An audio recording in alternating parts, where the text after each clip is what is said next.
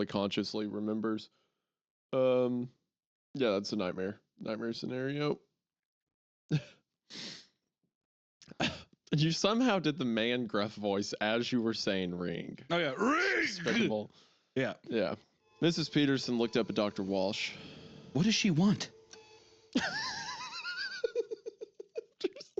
After your voice acting 12 times. What is it? What? Huh? Dr. Walsh took out a small flashlight and shined it into Carrie's eyes. Her pupils were unresponsive.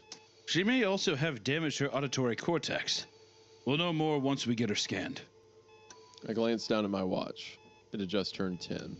Okay, so it was 10 so rings. Heard okay. It. So I said ring probably like 24 times. So according to your acting, it's 23 o'clock. Yeah, exactly. I looked down at my watch. It's 23 o'clock. The bells must work off military time. It's 11 p.m. That is the end of part 6 here. Part 7. So it seems the Bell phenomenon, the Bell paranoia, or even the paranormal aspect of it is seeming to ramp up. I'm wondering, as the days go on, too, the more they don't go back to it, if it drives them more and more insane or like crazy, or if it just keeps like ringing nonstop. I think Alina's going. I think what's going to happen is they're all. You think what? I think Alina's going for sure. Like, I think our protagonist is going to take her there. He might kidnap her and might throw her in a trunk and take her there, knowing this guy. God, man, come on. I know. I like just the way of like how hard he's pushing this girl, and he like, if he had some level of remorse, because I don't fully blame him for what happened to Carrie. Sure, it was his idea to go there, but she stepped out onto the ice willingly. He didn't have to coax her or anything. And also, when Carrie fell through, he's the one who like pulled her out, crawled across the ice to get her out, right? So I don't fully blame him for what happened to Carrie, but just his dismissal of it, for the sake of like obsessing over Alina and stuff like that. I don't know. It just doesn't sell with me. He seems like a selfish guy, even beyond just being a horny teenager, you know? Sure.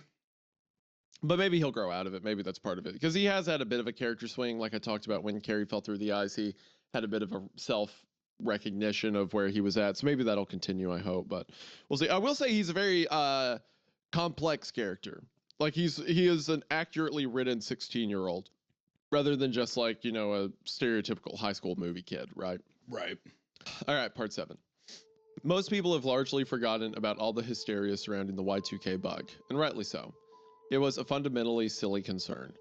I'm not saying it was outside the realm of possibility that a few systems would crash or that there wouldn't be a couple of automated billing issues, but an embarrassingly high percentage of the population believed, like my father, that it could cause a nuclear holocaust. We've been fighting about it since Thanksgiving. That's not how missiles work, Dad. Oh, so you're a nuclear technician now.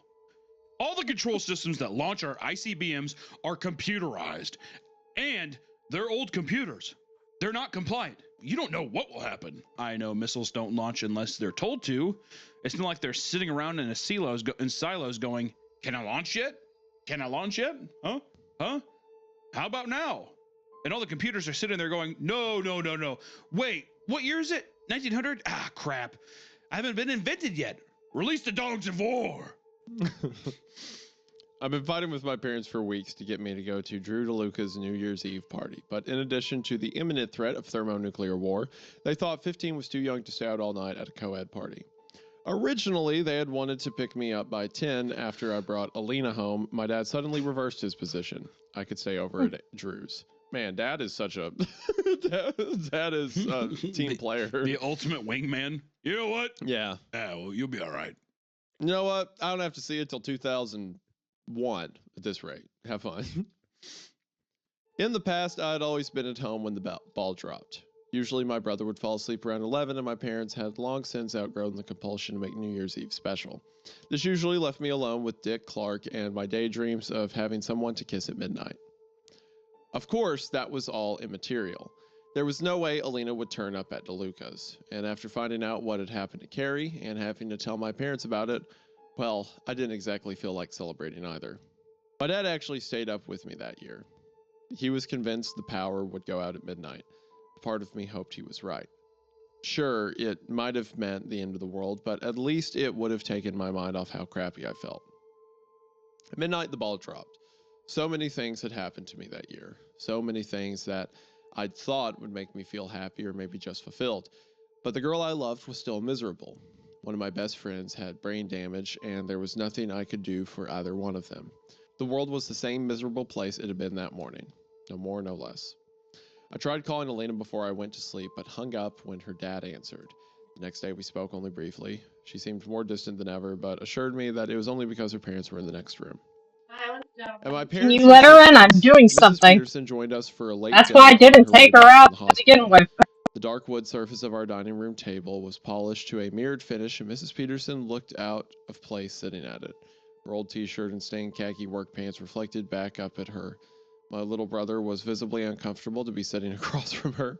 He had the same expression on his face as he had the first time we'd gone to a Sox game by ourselves, and, heading back to Alewife, a homeless person had sat near us on the tee.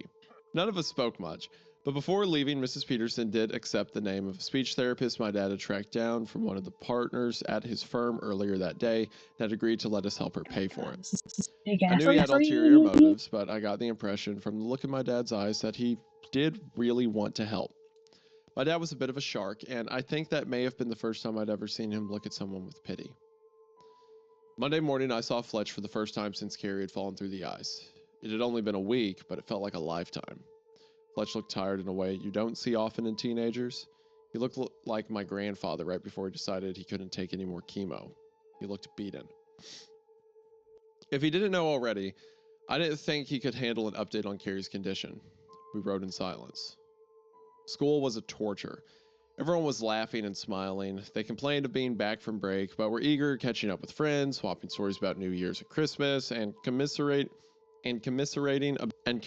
about the lack of fresh powder anywhere on the East Coast that year. They had no idea Scary Carrie was lying in a hospital bed, practically unable to speak. At least when Rob had killed himself, his death had been so public, we all went through it together. With Carrie, aside from Kim Murray and Dan Bergen, Fletch and I were the only ones who even seemed to notice she was missing. It's only being miserable in a crowd of happy people. Drew teased me about having missed his party, but quickly realized I wasn't in the mood. You alright, dude? Not even close. You want to talk about it? Shaking my head was all I could do without crying. Drew squeezed my shoulders in a half hug, and he gave me some space by turning back to our group of friends. I disappeared wordlessly into the crowded hallway in search of the only person that could make me feel better. I found Alina right before the bell rang for first period. She was sitting against the lockers with Sarah Cohen. I couldn't hear what they were saying, but based on how quickly they stopped talking, I got the impression it had been about me. All I wanted to do was to put my arms around Alina, to melt against her and bury my face in her shoulder, to lose myself, even if just for a second, in the sensation of holding her. But the bell rang before I could even get a word out, and Sarah dragged her off to class with scarcely a backwards glance. The rest of the day crawled by in a meaningless cacophony of lecturing teachers and jabbering students. With each passing minute, I felt like it was harder and harder to breathe. I spent the last period staring at the second hand of the clock, willing it to move faster until it struck 3. That's when I heard them. The bells. 1. I was in my den. I was inside Alina. 2. Writhing against her. Felt as though I'd melt and explode all at the same time. 3. I never wanted the chimes to end. But they did. I was sitting in my desk, breathing hard. Everyone else around me was packing up their things. I took a moment to collect myself and followed suit. They sounded as loud as they had from the shore of the Quabbin. As loud and as beautiful. That Wednesday, Fletch and I were in a car accident. Wow, that's a crazy turnaround. I think like with the bell, it makes sense to me that one of like a feeling of ultimate euphoria is like when you're 16 and you have like your first experience with a girl, like that feeling of nothing's wrong in the world, everything's okay. I don't think it's just because he's super horny for Alina. I think it's also because like that is the closest thing his mind can trace to bliss, and that's why the bells keep taking him back there. Yeah, I mean, it's utter obsession by this point. Yeah. You know? Yeah. Not caring about anything else, just euphoria. Yeah. Sure. That Wednesday, Fletch and I were in a car accident. It was on the way to school. We were running a little late for some reason, although I don't recall why. Fletch had slowed down the car to make the turn onto Cold Springs Road and then froze, letting the car drift into the trees on the side of the road. For my part, I was yelling, but he didn't seem to notice for a full 8 seconds. He just sat there, his foot lightly pressing the gas, his car pressed up against a grove of small pine trees, its wheels spinning up dirt and fallen needles. I didn't need to ask what had happened. It was 8 o'clock. He heard the bells. When he snapped out of it, Fletch was visibly shaken. Oh, God. I'm sorry. Are you all right? I was fine. The only real damage was a crack in the front bumper and a bent sapling. We'd been lucky. If we'd been a few seconds earlier or later, it would have struck 8 while Fletch was going 30 or 40 down our winding streets, and the trees would have been a lot less forgiving. Have you heard them? Since we were out there? Yeah, twice. Gary's heard them too. I've heard them 8 times. They keep getting louder. Fletch shuddered. Do you think this is what happened to Rob? The bells just kept ringing, kept getting louder and louder until he couldn't take it anymore? I didn't. The bells were too beautiful, or so I thought at the time. I was actually a little jealous Fletch had heard them more times than I had. We arrived after first period had already started, too late for me to have had any chance of seeing Alina that day. I hadn't seen her all week, and every time I called her house, it seemed like her father answered, and I just missed her. Awfully social for someone who still ate all her lunches with the guidance counselors. Although, in fairness to Alina, I got it. I found the general din of the classroom intolerable and the cafeteria even worse. Everyone else seemed so happy, so carefree. I'm not sure when exactly I began checking the time compulsively. It may have been the day Fletch went off the road, it may have been later in the week. Regardless, the time seemed to be the only thing I could focus on at school. Suddenly, I was holding my breath whenever a new hour approached, each time hoping that I would hear the bells again. I remember thinking that it was funny. Back before I knew for sure there was something lying beyond the realm of our senses, I'd always turned to prayer. And now, after years of seeking out the supernatural as a way of bolstering my faith, after having found the evidence that I was searching for, I found myself unable to complete so much as a simple Hail Mary without my thoughts straying to the sublime beauty of the bells. I guess it was foolish of me to think that finding the widower's clock would reaffirm my Catholic faith. I still didn't know if there was a God. All I knew for sure was that there were the bells, and the bells were housed in a spire in the woods on an island in a reservoir just a car ride away. I'd be getting my driver's license in a little over a week. I tried to dispel thoughts of returning to the Quabbin, but the unhappier I was at school, the more I longed to return. There was no question Alina was avoiding me. I kept trying to call her and kept getting her parents. I didn't want them to think I was a pest, so I tried to keep my calls down to 1 a day, but it was so hard. I took to calling and hanging up if she didn't answer. Pathetic, I know, but I couldn't help myself. We were taught in Sunday school that hell's worst torture is how exquisitely your soul feels the absence of God. And if that's true, surely a teenager's worst torture is how exquisitely they feel the absence of their first love, especially when it's a rejection. The dirty look started on Tuesday the 11th, just over a week after we come back from break. I gone looking for Alina in the juniors hallway, same as I had every morning, and there was Sarah Cohen, looking at me like I was filth incarnate. Stopped me dead in my tracks. I didn't know Sarah very well, but she'd always seemed so friendly. Seeing that disgust directed at me, it was shocking. I wasn't real popular, but I never elicited that sort of reaction. Mostly at school, away from my handful of friends, I was invisible. The next day at lunch, I noticed it wasn't just Sarah. When I went up to get my food, I noticed that the whole table of sporty girls that Alina used to sit with before Rob's suicide were staring at me. It was the sort of reaction I'd seen people have to Scary Carrie, like they simply didn't want me to be there. While I didn't know any of these girls especially well, I'd met 1 or 2 of them through Christy and thought we were on good terms. I tried giving them a smile and tilting my head back in that hey gesture. Some turned away quickly, a few of the others pursed their lips in an expression I couldn't read. After that, I noticed they kept looking over at me throughout the rest of the lunch period. I picked at my tray for a while, then left without eating. I missed feeling invisible. I tried calling Alina again that night. I knew I wouldn't like hearing whatever it was she had to say, but I had to hear it. Her answering machine picked up, thought about leaving a message, but didn't see the point.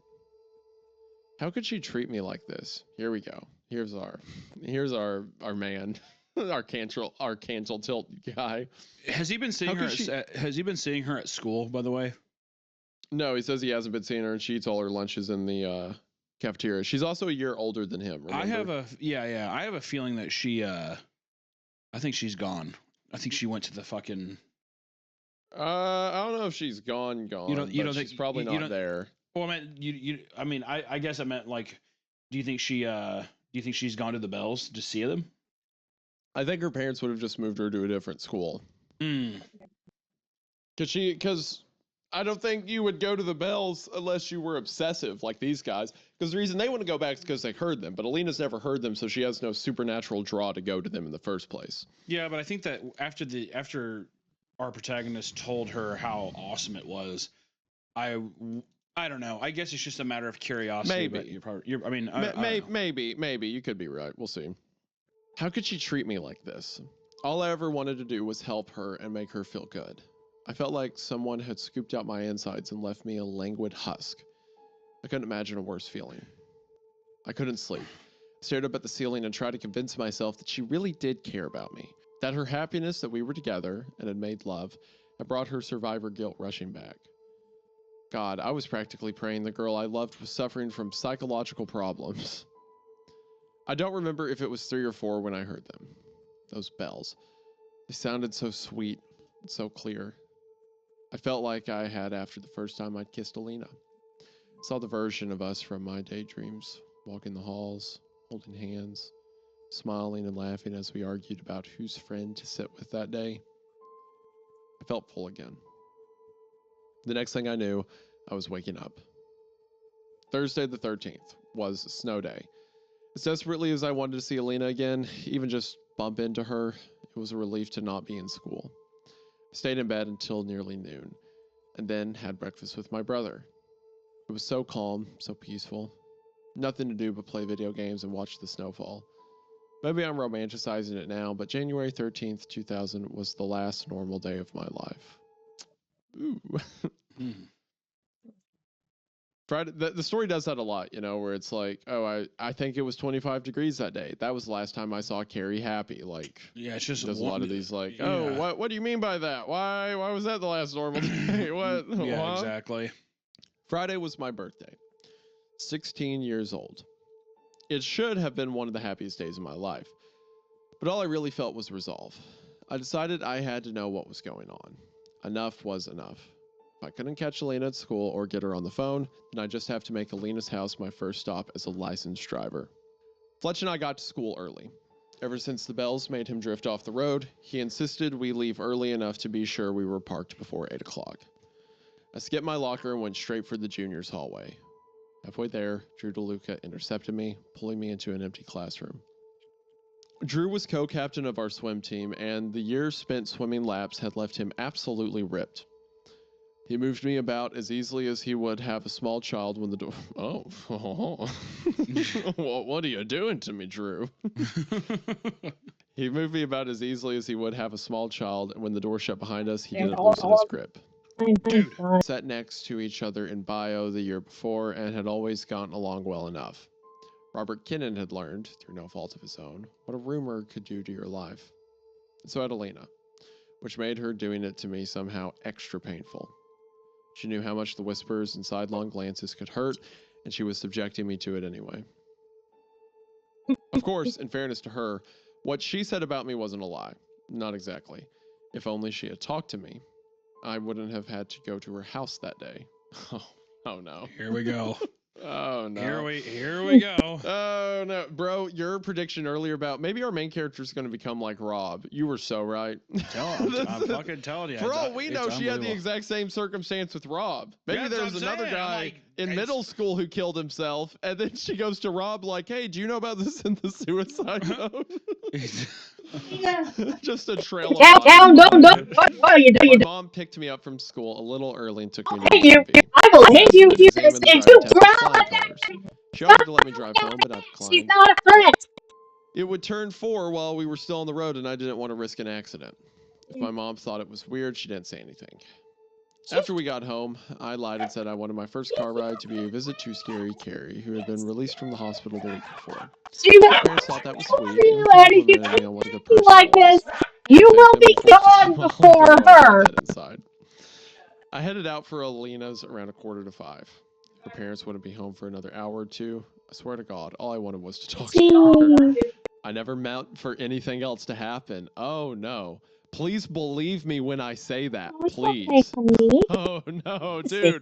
Bro, where's this about to go? Hey, Mom, can you take the go check the mail? Hunter. I don't know. Thank you. Hunter, I'm scared. Oh no.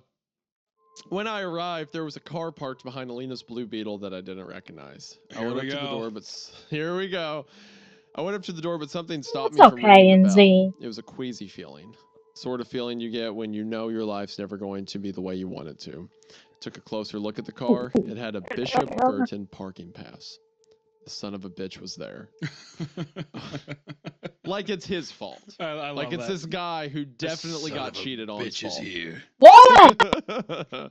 I walked through the yard around the back Oh! of the house. Part of me wanted to catch them red. Leave it out for me. Her boyfriend wanted to catch them. That's in my lap right now. Say this also parallels so heavy with the folk tales earlier. I just want to say that. Oh my gosh, you're right. I didn't even think about that. 100%. Which I love. I just want to say, I love that detail. Dude, you are so right. We have had both folktales, and I made the theory earlier that they're both based off the Widowmaker's clock, but now we have the exact same position with our protagonist. Bro, that's so cool. Yeah. Oh my gosh, that's so cool. All right, I walked through the yard around the back of the house. A part of me wanted to catch them red-handed. Though it's not that was not an invitation. There was anything to catch. If they were together, I couldn't exactly call it cheating because if Alana wouldn't even talk to me, clearly you don't need to be looking at the cat like she's I guess I just had to see it with my eyes.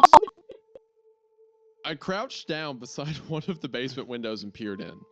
There she was on the couch where we had our first kiss, lying on top of Ryan Dorset. His hands were inside her shirt, and hers were working aggressively to undo his belt. Okay. This can't leave. This is gonna go so bad.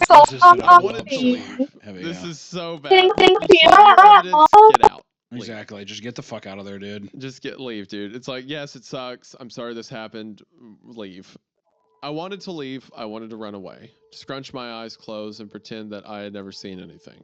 But I couldn't. I was held in place by a morbid fascination.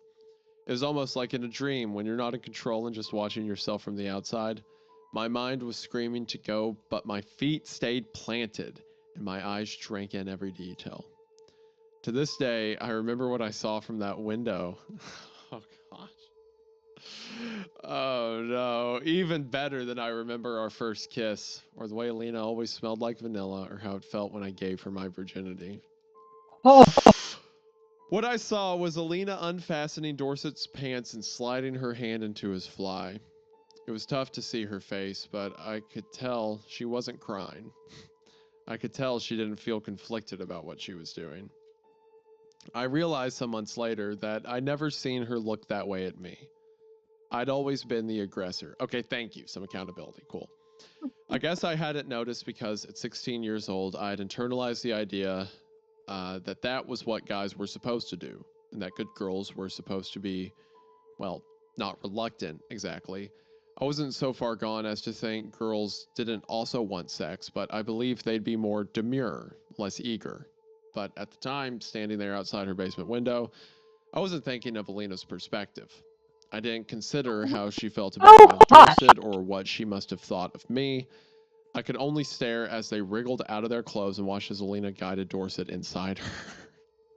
I felt like Adolf Reifler. There you go. There you go, dude. There it is. That's when it turned 5 and I... Oh no! Oh no! The bells! That's when it turned 5 and I lost myself completely to the bells. 1, I felt warm but not like before. This was different. It wasn't like a blanket, it was like a fire. 2, my heart pounded in my chest like thunder in a storm. 3, I was acutely aware of my body, my arms and legs pumping like pistons, the wind blowing past my face. 4, I could feel the weight of something solid in my hand. Oh no. 5, Once, when I was 11, oh gosh, this is so good. 5. Once, when I was 11, I had gotten into a fight at school, and it took 2 teachers to pry me off the other boy. I'd given him a black eye and knocked out the last of his baby teeth. Anger can also feel good. Bloodlust can also feel like home. When the last of the bells tolled, they were replaced by the sound of a car alarm. Alina, only half dressed, was screaming and crying and sobbing all at the same time. I looked up just in time to see Ryan Dorset, wearing nothing but boxers and a pair of sneakers, punch me in the face. I fell down hard onto the pavement of Alina's driveway, which was covered in broken glass. Apparently, I'd been smashing in his car windows with a large rock. Okay. Oh, I thought he was about to go in there and kill them. Yeah, that's what I thought too. I thought he was about to straight up Widowmaker clock, just run them through with a pitchfork. But yeah, well, I mean, that's kind of what that's what it was prepping up to be, I thought. Yeah. Oh man. Dorset grabbed me by my jacket and pulled me up into a seated position so he could get a good grip on my throat. Stop it! Stop it! Alina shrieked. I'm sure somewhere one of her neighbors was already calling the cops. What the fuck's the matter with you, huh? Why can't you just leave her alone?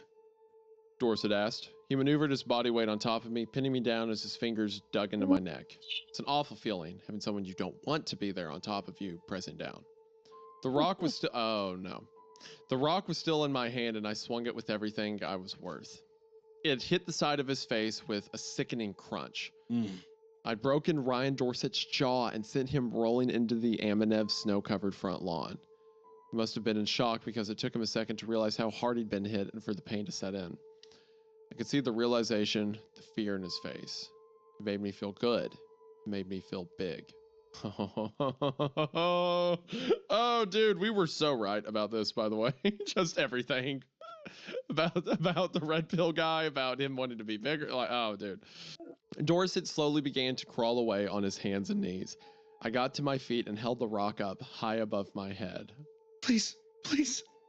Alina whispered. All the color had drained from her face. Every bit of her was trembling. Tears rolled unchecked down each of her cheeks. She was looking at me, and what she saw scared her. I'm so sorry. I looked back at her. Her eyes were red from crying. Her lip quivered. She looked a lot older than 17. Suddenly, the rock felt heavy, and I didn't feel so big. I let the rock fall from my hand, landed in the snow with a soft plop. Okay. I thought he was about to kill this guy. I mean, from Ryan's perspective, too, he's completely justified. Your girlfriend's like, hey, this dude's been stalking me. And then he breaks your windows at her house. Like, yeah, you'd go out there and beat the guy up. But yeah, Alina shouldn't have played. I can't tell how much of this is Alina's fault or how much is his, like, because we've already said that he's misattributed her feelings towards him. How much of this is like the bells messing with him or his perception being wrong, you know? Yeah. Certainly an unreliable narrator, I think. Well, it's all from his perspective too, which doesn't help. Yeah, yeah. Ryan began to blubber in pain. His words were unintelligible, or maybe I just don't want to remember what he said. Blood was gushing from his mouth. It stained the snow beneath him as he crawled. I'd not intended for things to turn out the way they did. Alina was terrified of me, and that was the last thing I ever wanted her to feel, especially about me. I opened my mouth and found no words. I reached out towards her, desperate to comfort her, and she recoiled from me with a gasp. Her eyes squeezed shut, bracing for an impact I could hardly blame her for fearing. Didn't know what else to do, so I just left. It was the last time I ever saw Alina Aminev. Found myself on the highway with the music blaring. I was driving fast down 495. It had to have been at least half an hour since I'd left Alina's.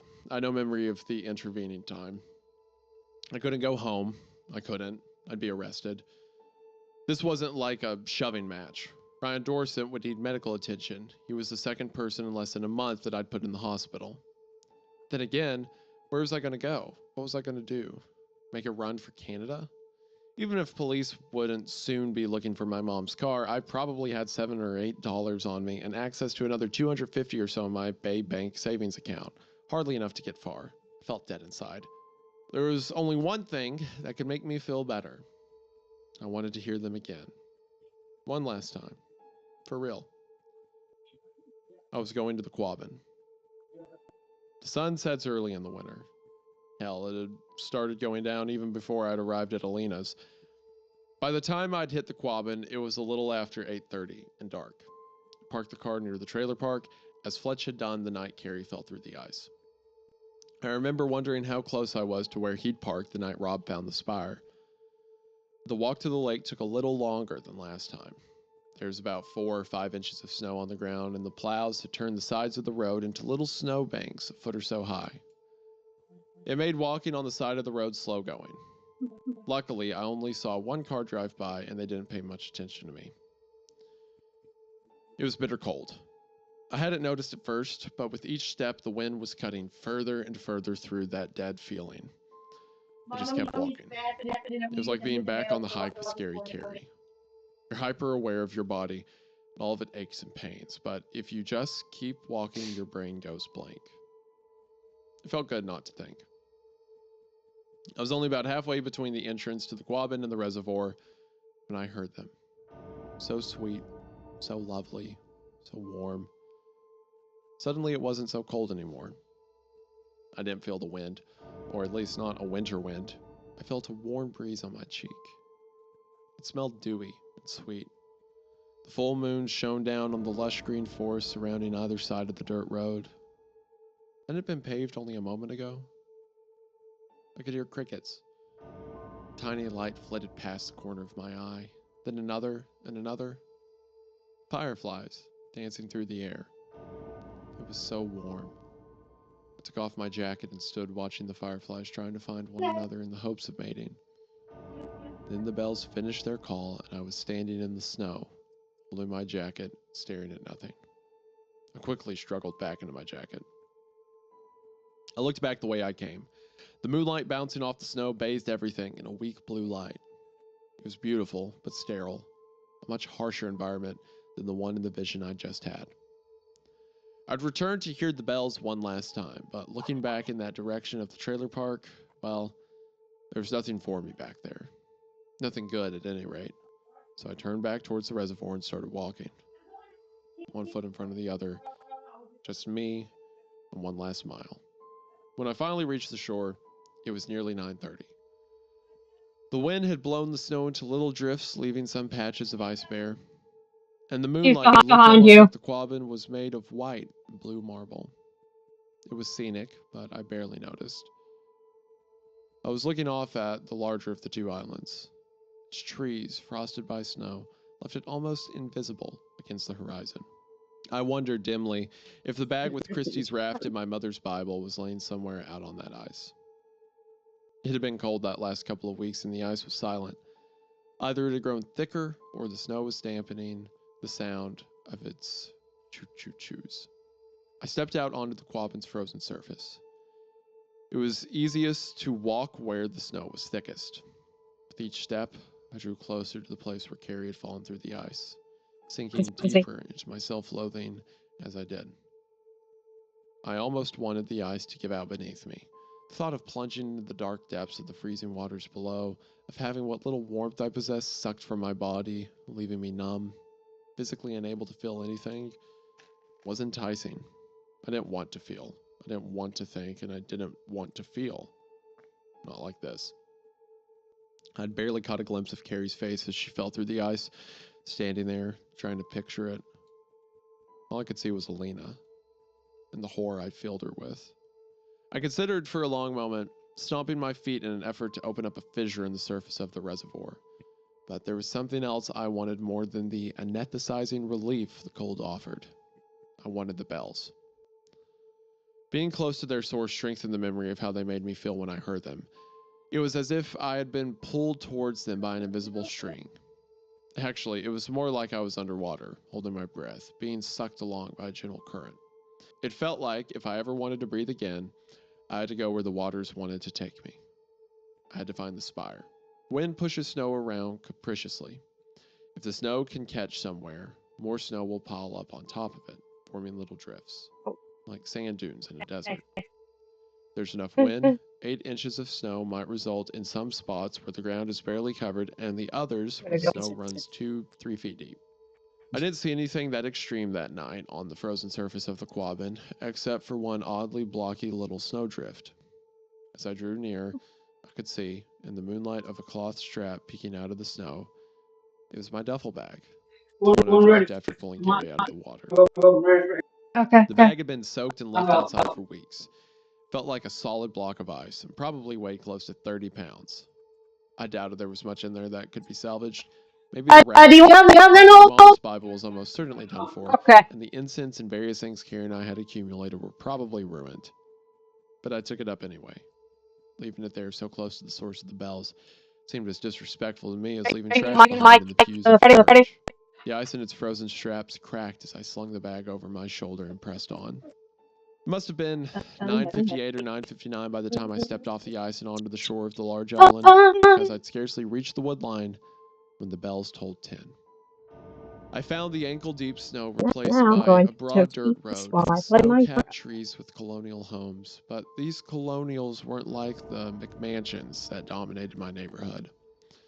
No, even in the near darkness, I could see that these were much more solidly built, and each looked different enough from the others that they couldn't possibly have all been from the same plan. The bells rang out like thunder. I fell, shaking to my knees, letting their raw wash over me. I could feel the sound waves reverberating through my bones. I was vibrating to the frequency of the universe. It felt like staring into the true face of God. My whole body tingled. My whole being cracked with energy. I wept because it was so beautiful. I wept because I was unworthy. I wept because I could do nothing else. The call of the bells washed over me like a wave at the beach and sucked me into their undertow. I thought I was leaving this world. I thought my next breath would be at their source. I felt like a weary traveler finally able to rest and a dreamer waking from sleep all at once. Then the 10th bell sounded, and I was lying in the snow. It was silent, except for the wind, and I wept for a different reason. I was alone in the darkness, alone in the cold, in a world where I'd lost my place. There was no way but forward. There was nothing for me but the bells. End of part 7. Wow. By far my favorite part so far we've read. But I think it's just because the entire buildup and the obsession comes to like a screeching halt, and he crashes basically into a brick wall. Yeah. And now he's fully. I mean, I'm wondering if how, because this is part 8 of 10, and now he's like, "There's nothing for me but the bells." I'm wondering if we're just going to be in full forest mode now. You know what I mean? We could be. It could also end the same way it did with Rob. It could. It very well could. Oh, I mean, he is writing this years later, though. He's writing this years later, so we know that he has survived, but at what cost? Like, I still feel like what happens in between. Yeah, we haven't heard from Fletcher in a bit. He's heard. He could be writing this from like a mental asylum or something, because he said that was the last normal day of my life. Yeah, he very much could, and I think Fletcher. Last time we talked to him, or Fletch, I keep saying Fletcher. Fletch, earlier on, he had heard the bells 8 times when Rob had only heard, or when I keep wanting to say the main character's Rob. Fletch had heard it 8 times. Yeah, bells ring funny 8 how times. That works. Yeah, exactly. Fletch had heard the bells 8 times, and our protagonist had only heard it 2 by that point. So now, as it's ramping up, I'm wondering how much this obsession has affected him as well. Part 8, methinks. I had no thoughts of Rob. Out there on that island, I never considered for a moment that the bells had played a role, a large role, a huge, monstrous role, in his suicide. He'd heard them. He found them.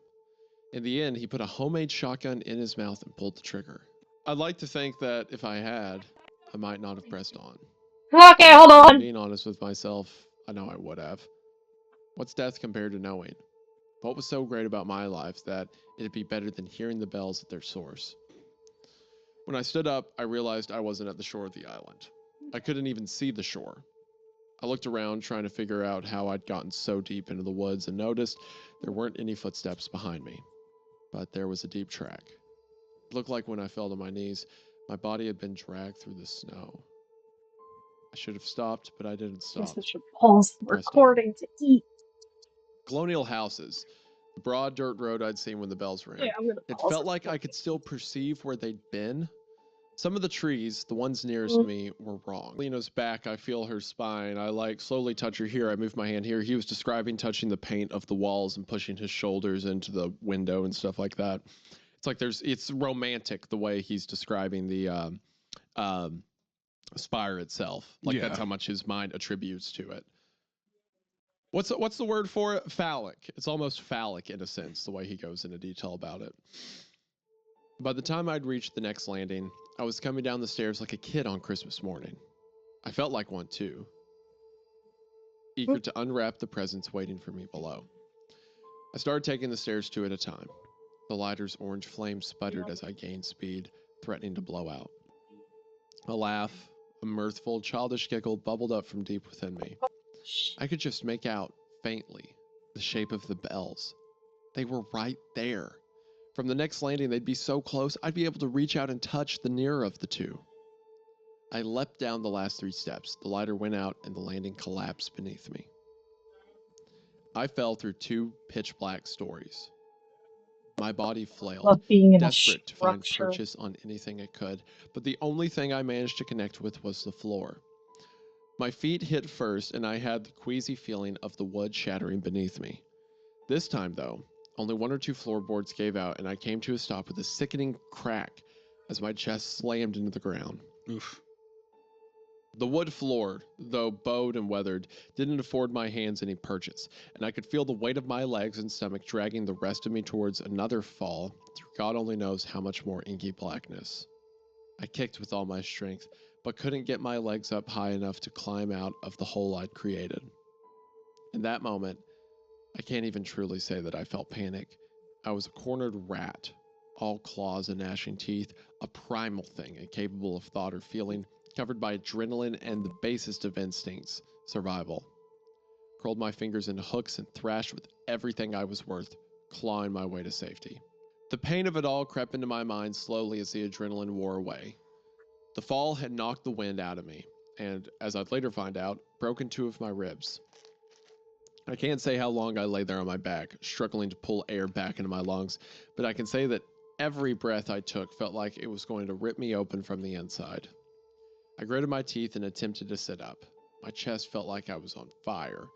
I put my hands back behind me to push myself into a seated position and felt the sharpest pain of my life. I'd lost 3 fingernails, those of my left index and middle fingers and my right ring finger, while pulling myself out of the hole in the floor. But what really hurt, what felt even worse than my ribs, was the 4-inch splinter that had stabbed beneath the nail of my right index finger and slid out to the other side just above the first joint. So he's hanging over this threshold and he was clawing into the floorboards and just ripping wood into his fingers. Oh, man. I collapsed back to the ground. My hand trembled as I brought my finger to my mouth. I hesitated for a moment, trying to think if there was any way to avoid what I was about to do, but there wasn't. I was 4, maybe 5 stories below ground, in the woods, on an island in the middle of a frozen reservoir, surrounded by more woods, miles away from the nearest soul. No one was coming to help me. I bit down on the splinter and pulled it back out the way it'd come in. My mind screamed the profanities my lungs couldn't bear to push out, and it was just 4 slender inches, nothing compared to what Amy Lowell Putnam had endured. Though they were raw and bloody, my fingers probed the floor around where I lay, searching for the lighter. The only thing I found was one of my fingernails embedded between 2 floorboards. Oh, goddamn. I thought about prying it out, but couldn't imagine what good it'd do me. It's not as though I could slide it back into place. Once I was sure the lighter wasn't within arm's reach, I found myself wondering if I ever wanted to find it. Part of me knew I'd eventually have to if I didn't want to starve or freeze to death beneath the spire, but it hurt so much to move. And hadn't I come here to surrender myself to the bells one more time? Wasn't that what I really wanted? It was. So I sat alone in the cold and dark, waiting for the widower's clock to strike 11. The clapper of the bells struck their surface with the force of a cannonball. In that instant, suddenly there was light. It was a soft light, but after the total darkness at the bottom of the clock tower, I found the way it glinted off the innumerable gears and tracks and coils filling the room blinding, like glare of the winter sun bouncing off the snow. A man spoke, his voice small and distant. So, you've heard my bells. Oh, dude, this story, because every time that the bells strike, he's transported back to the 1910s. Yeah. So now that he's in the tower, Adolf's there. All the way back he's back in 1910. Like, while the bells are ringing, he is back there with the man who invented them. Yeah, because he's like basically immortalized in there, right? Yeah. Man, this is such a cool story, dude. Like, the supernatural elements to the way the characters are written and everything. Gosh, this is great. Adolf Reifler stood, a bent old man, before his workbench. His face was wrinkled and he leaned heavily on a cane, but his eyes burned with an intensity that belied his frail voice. When he spoke again, I noticed his lips didn't move. You're missing what you've come so far to see. I stood almost automatically. I was surprised to find that although I could still feel my injured ribs and see the blood trickling from my mangled fingers, I could move with relative ease. Adolf turned back to his bench. The stairs behind you will lead you out. I marched across the wood floor where the hole I just created should have been. I was dimly aware of the same dreamy feeling I'd had outside of Lena's house when I felt compelled to watch her screw Ryan Dorset. I'm not sure if I listened to Adolf because I wanted to, although, make no mistake, I did want desperately to see the widower's clock, or because I had no choice. It felt almost as though I was watching myself as I headed toward the stairs. You should try the Marmakuchen. It's really quite good. The stairs dumped me out into the middle of a well-appointed room. An oriental rug ran down the center. Ornately framed paintings hung on the walls between each of the windows.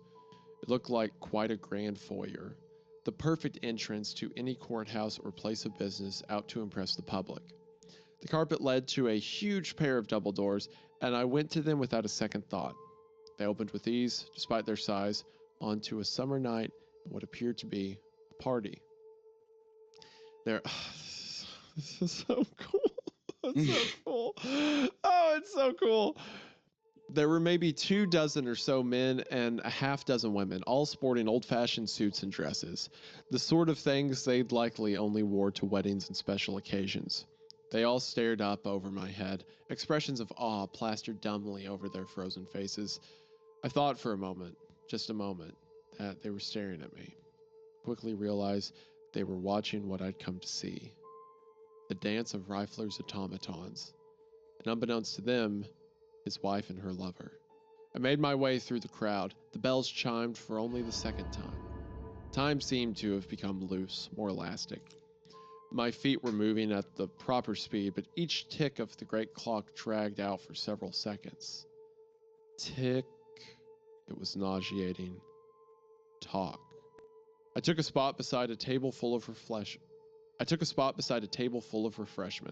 A man in a smart-looking uniform stood behind it, but, like all the others, he had eyes only for the clock. Helping myself to a plate of marble cake and a heavy silver fork, I turned to finally get my first glimpse of the widower's clock in all its glory.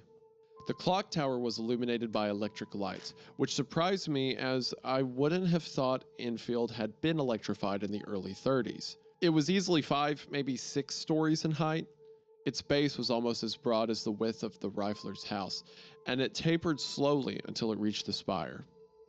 Its white wood paneling gleamed in the electric light, as grand and audacious as the Tower of Babel. It blasphemously penetrated the starlit sky. We go from references like he needs the clock to find God, but now the clock is the Tower of Babel. Oh, it's so good. It's so good. I also like how it turned it like almost it's like turning into the fucking Great Gatsby here or something like that. Mm-hmm. Just this like lavish, and it crazy makes sense. 30s party. Because if you like just remembering the clock at certain times of day, it can transport you to a better place. If you are at the source of it, you are to the source of the clock. It's like a portal almost where you go like, oh, it's so cool. Okay. The second floor was dominated by the tracks where the automatons hourly performed. Adolf Reifler, for all his faults, was truly a masterful engineer. His creations zipped along with such grace and fluidity, it was almost impossible to believe they weren't alive. Except for 2. A sluggish Southern belle and a stiff-limbed Confederate soldier. Ironically, the 2 most wooden figures on stage were the only 2 made of actual flesh and blood. Behind Amy Lowell and her lover, a backdrop, which must have been nearly a story in height, of a grand plantation house on fire rotated slowly into view.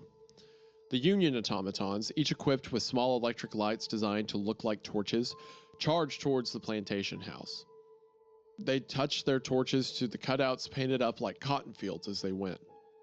And everywhere the torches touched, a red light turned on beneath the cutouts, illuminating the cotton flowers, revealing they were made of glass and sparkling as though they were actually on fire.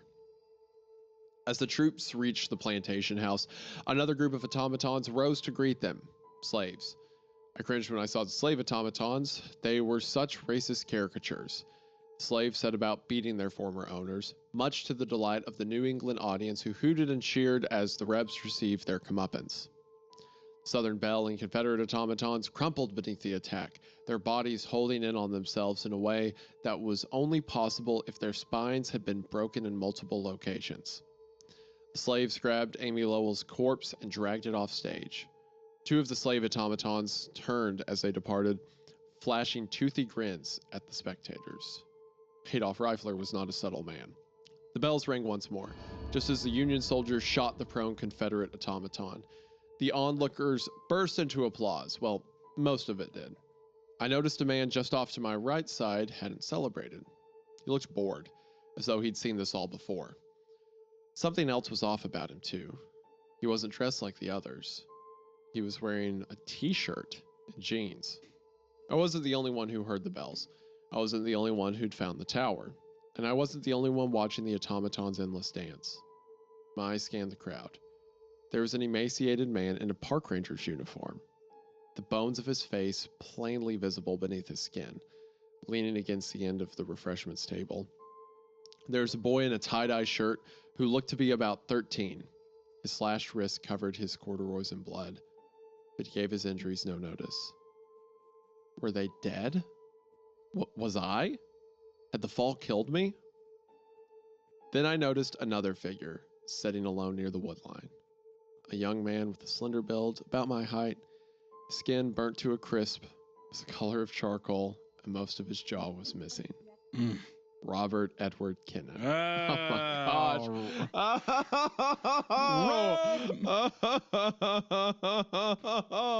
Oh, it's like a perfect Mom! Oh, if you go to the bells, you're forever there to watch. Can the you put her cartoons. outside, please? Oh, it's so good. Okay. Let her back What out. was left of his skin flaked off his neck as he turned his head and fixed me with his She gaze. sure Beneath is. his blackened eyelids, his watery eyes were as blue as a clear sky. Rob pounded the ground next to him. The bells chimed once more, and Rob and I shuddered in bliss. Took a seat next to him. He tried to speak, but his injuries made it impossible to understand him. I think he was trying to apologize for killing himself, or maybe he was just sorry to see I'd followed him to the bells. I don't know. We sat together in silence, watching as another glass backdrop rotated into view. The glasswork of Atlanta. The lights made it flicker as though it was on fire. Time seemed to return to full speed, and the bells finished calling out the hour. My body shivered and my ribs screamed. It was pitch black once more, and I was sitting with my back against something. A wall, maybe? My ribs let me know, in no uncertain terms, that they did not appreciate this position. Slowly, I slid down until I was lying on my back. I couldn't fully process what I had seen. In his note to Fletch, Rob had said, "I will soon join them," staring at her face as she runs the endless race. Had he known he'd be stuck there when he died? Stuck watching the widower's clock? Stuck watching Amy Lowell Putnam endlessly running around and round in the automaton her husband had concealed her in? Was I going to be stuck too? All I could say for sure was that the spell was broken. I never wanted to hear the bells again. The cold had numbed my fingers to the point where I could feel little more from my missing nails than a dull ache. And while I was thankful for that small blessing, it also meant that hypothermia and frostbite couldn't be far behind. I needed to find the lighter. I needed to find a way out of there, or my questions about the afterlife would be answered all too soon. I tried pulling myself along the ground with my arms, but the stress of my ribs was too great. I had to push myself across the ground using my legs. It was painful but bearable. The darkness was so absolute. I had no idea which way I was facing or where the hole was in the floor. I moved slowly, dancing my fingers over the wood like an insect's antenna, hoping to find that little metal lighter that could mean the difference between life and death. I was beginning to panic. I'd searched an area maybe twice the length of my body and found nothing, not even the far wall. The room had to be huge. I could barely move. What if the lighter had fallen through the hole I'd made when I hit the floor? I was never going to find it. I began mumbling prayers to myself, just to keep my growing sense of despair at bay. Hail Mary, full of grace, our Lord is with thee. Blessed art thou amongst women, and blessed is the fruit of thy womb. Jesus, Holy Mary, Mother of God, pray for us sinners, now and at the hour of our death. Amen. The Virgin Mary, the most exalted woman in all of Christianity. What could be more comforting than praying to her, Mother of God? Wasn't I a child in despair? Don't all despairing children cry out for their mothers? So why did it feel so empty to pray to her now? I didn't know, but elected to continue my work in the oppressive silence. My fingers were so cold and numb, the lighter didn't even register when they sent it sliding deeper into the darkness. I only knew I'd found it because of the sound it made sliding over across the warped planks. I flicked the flint once, and nothing. Twice and it sparked, 3 times and it lit. To suddenly see the flame was like staring at the sun. It took my eyes several seconds to adjust. It's when I noticed I wasn't alone. Figures stood all around me, casting long shadows along the floor that disappeared into the edges of black beyond the lighter's reach. I panicked. I couldn't run, I couldn't fight, but I scrunched up my face and braced for an impact that never came. Slowly, I reopened my eyes, and much to my relief, realized that the figures were automatons. After 60 some odd years of neglect, they were all in a state of disrepair. Their plaster faces were spider-webbed with cracks, pieces, sometimes full limbs, laid in heaps around their bases. I was surprised I hadn't encountered any of the tracks which lay everywhere on the floor, but I supposed I hadn't covered very much area lying around on my back, nor would I be able to leave by doing so. I gritted my teeth and, despite the pain, forced myself up onto my feet.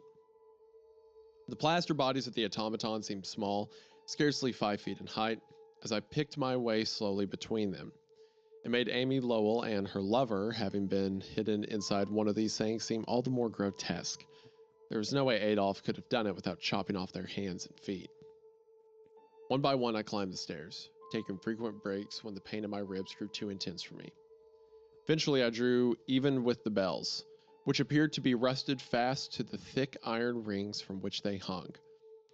I don't know why this surprised me so much. I guess somewhere in the back of my mind, I thought they'd be made of polished silver and sparkle like starlight. In time, I reached the collapsed landing. Or rather, reached where it should have been.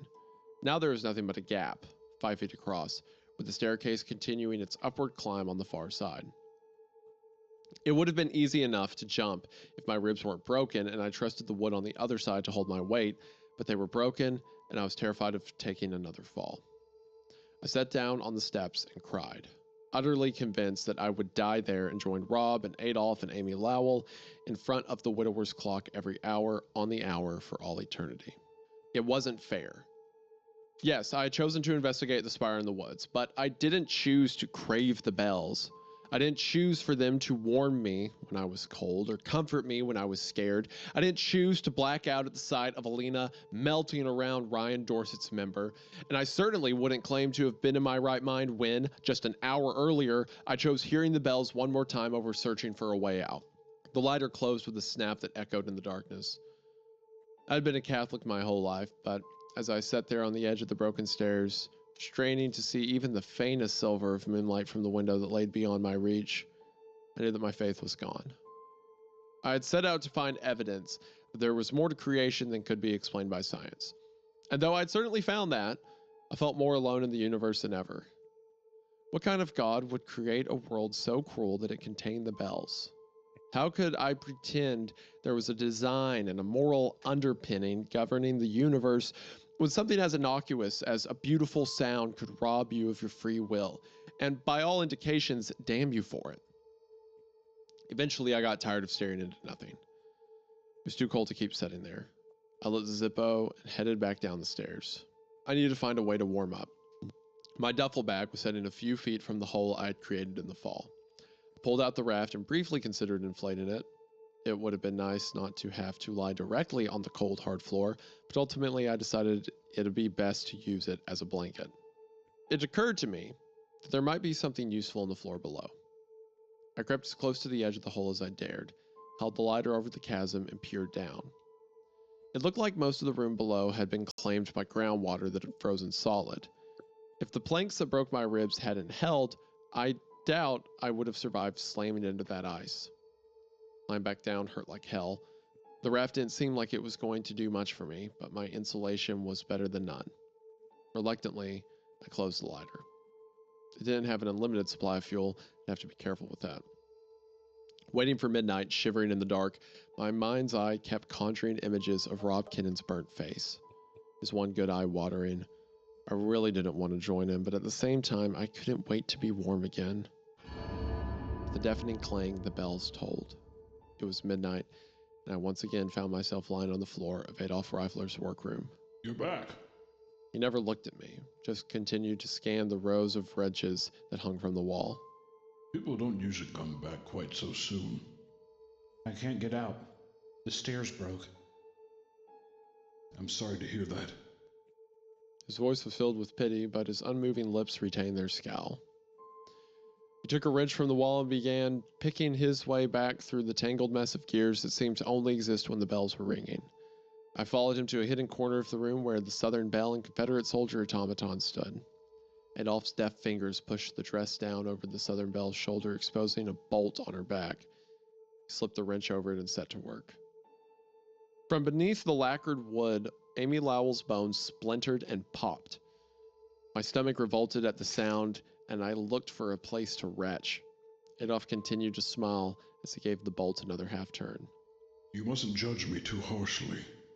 Came his sad little voice. You can't fathom the regret, the burden I carried with me for the rest of my life. He pulled her dress down farther, pausing only briefly to admire his handiwork as he exposed the majority of the automaton's body before continuing on to the next bolt. I loved my wife, despite her faults, her vanity, her frivolity. I loved her. She was mine. His hand slid up her body, pulling her dress back into place.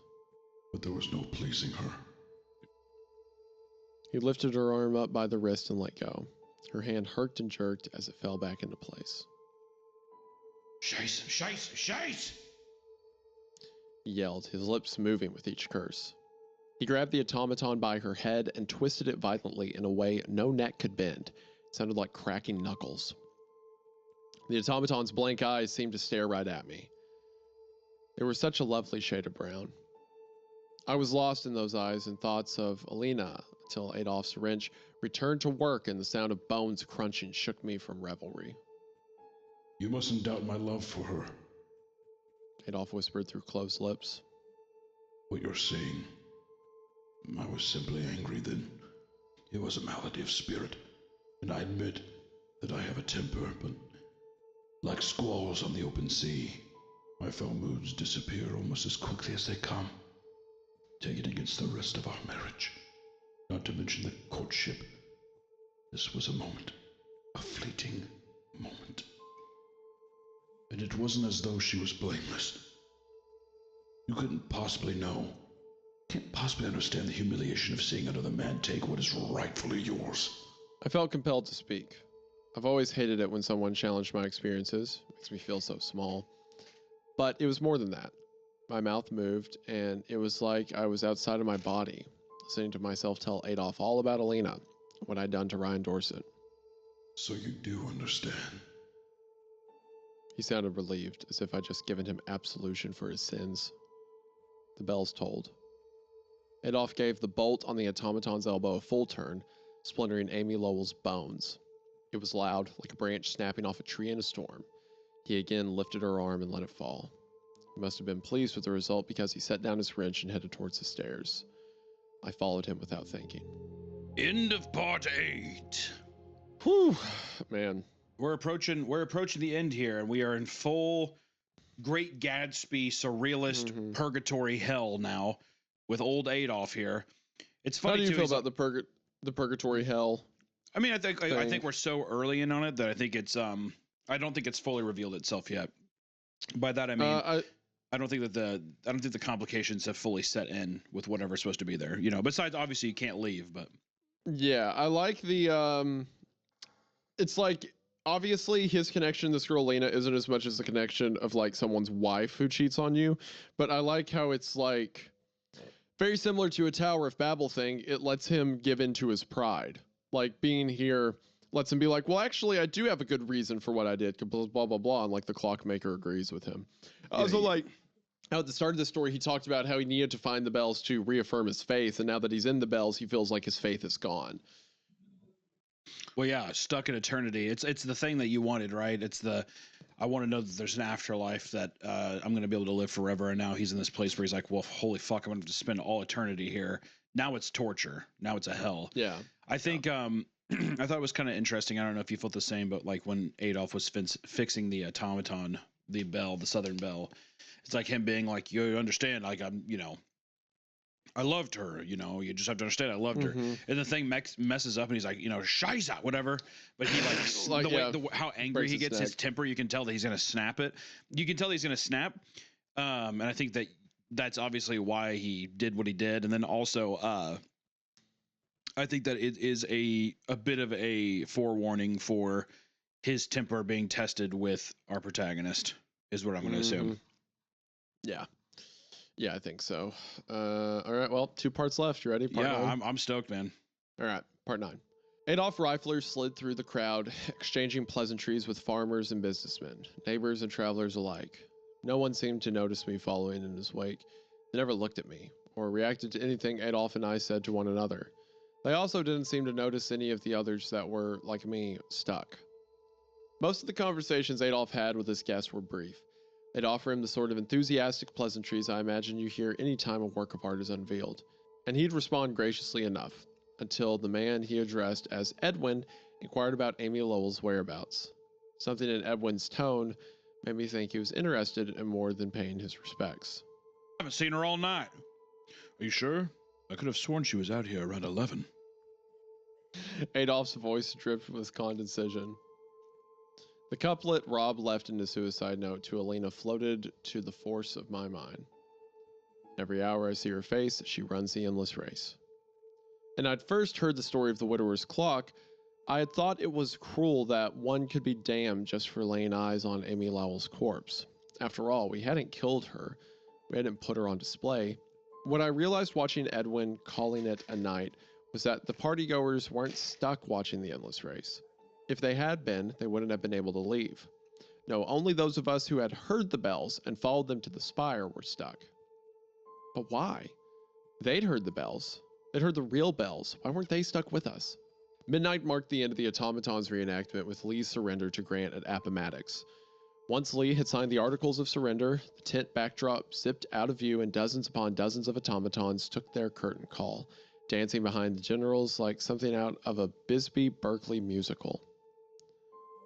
The freed slaves came out in a chorus line, doing the can-can as if they were the Rockettes. The partygoers howled with laughter. I wanted to be disgusted. It was every bit as racist as the minstrel show, but no matter how much of Adolf Reifler's cruel indifferences was reflected in his work, the widower's clock was still too fine a thing to look away from. When the Southern Bell automaton returned, I couldn't help but notice how sinuously its arms moved. Her arms. The bells tolled once more, and I was alone again, freezing in the dark. It was so cold, the blood from my fingers froze before it could clot. The raft wasn't much of a blanket. I needed to make a fire or I was going to wind up with frostbite. Half of my mother's Bible was a chunk of ice, but the top half was dry. I began ripping the undamaged portions out. The delicate work was slow going with my fingers. I twisted up the torn pages and set them in a small pile near the hole in the floor. I wasn't worried that the floorboards would catch. They'd absorbed far too much moisture over the years. Besides, paper burns fast and at a fairly low temperature, especially when each page is as thin as the Bible's. After a few minutes, my hands weren't quite as numb, but it was clear my meager kindling wouldn't hold out until morning. I needed more fuel if I wanted to survive. My ribs were thrilled to be moving again. It would have been so much easier if the bells were ringing. I didn't want to leave their sound, but they were like an ex you just can't get over. As bad as they are for me, even today, I still crave them. The automatons hung lifeless on their post. Their clothes had largely disintegrated. Moisture had penetrated much of their lacquered finish, spotting them with mold. Even though the years hadn't been kind, looking at them in the flickering glow of the lighter, they were still marvelous.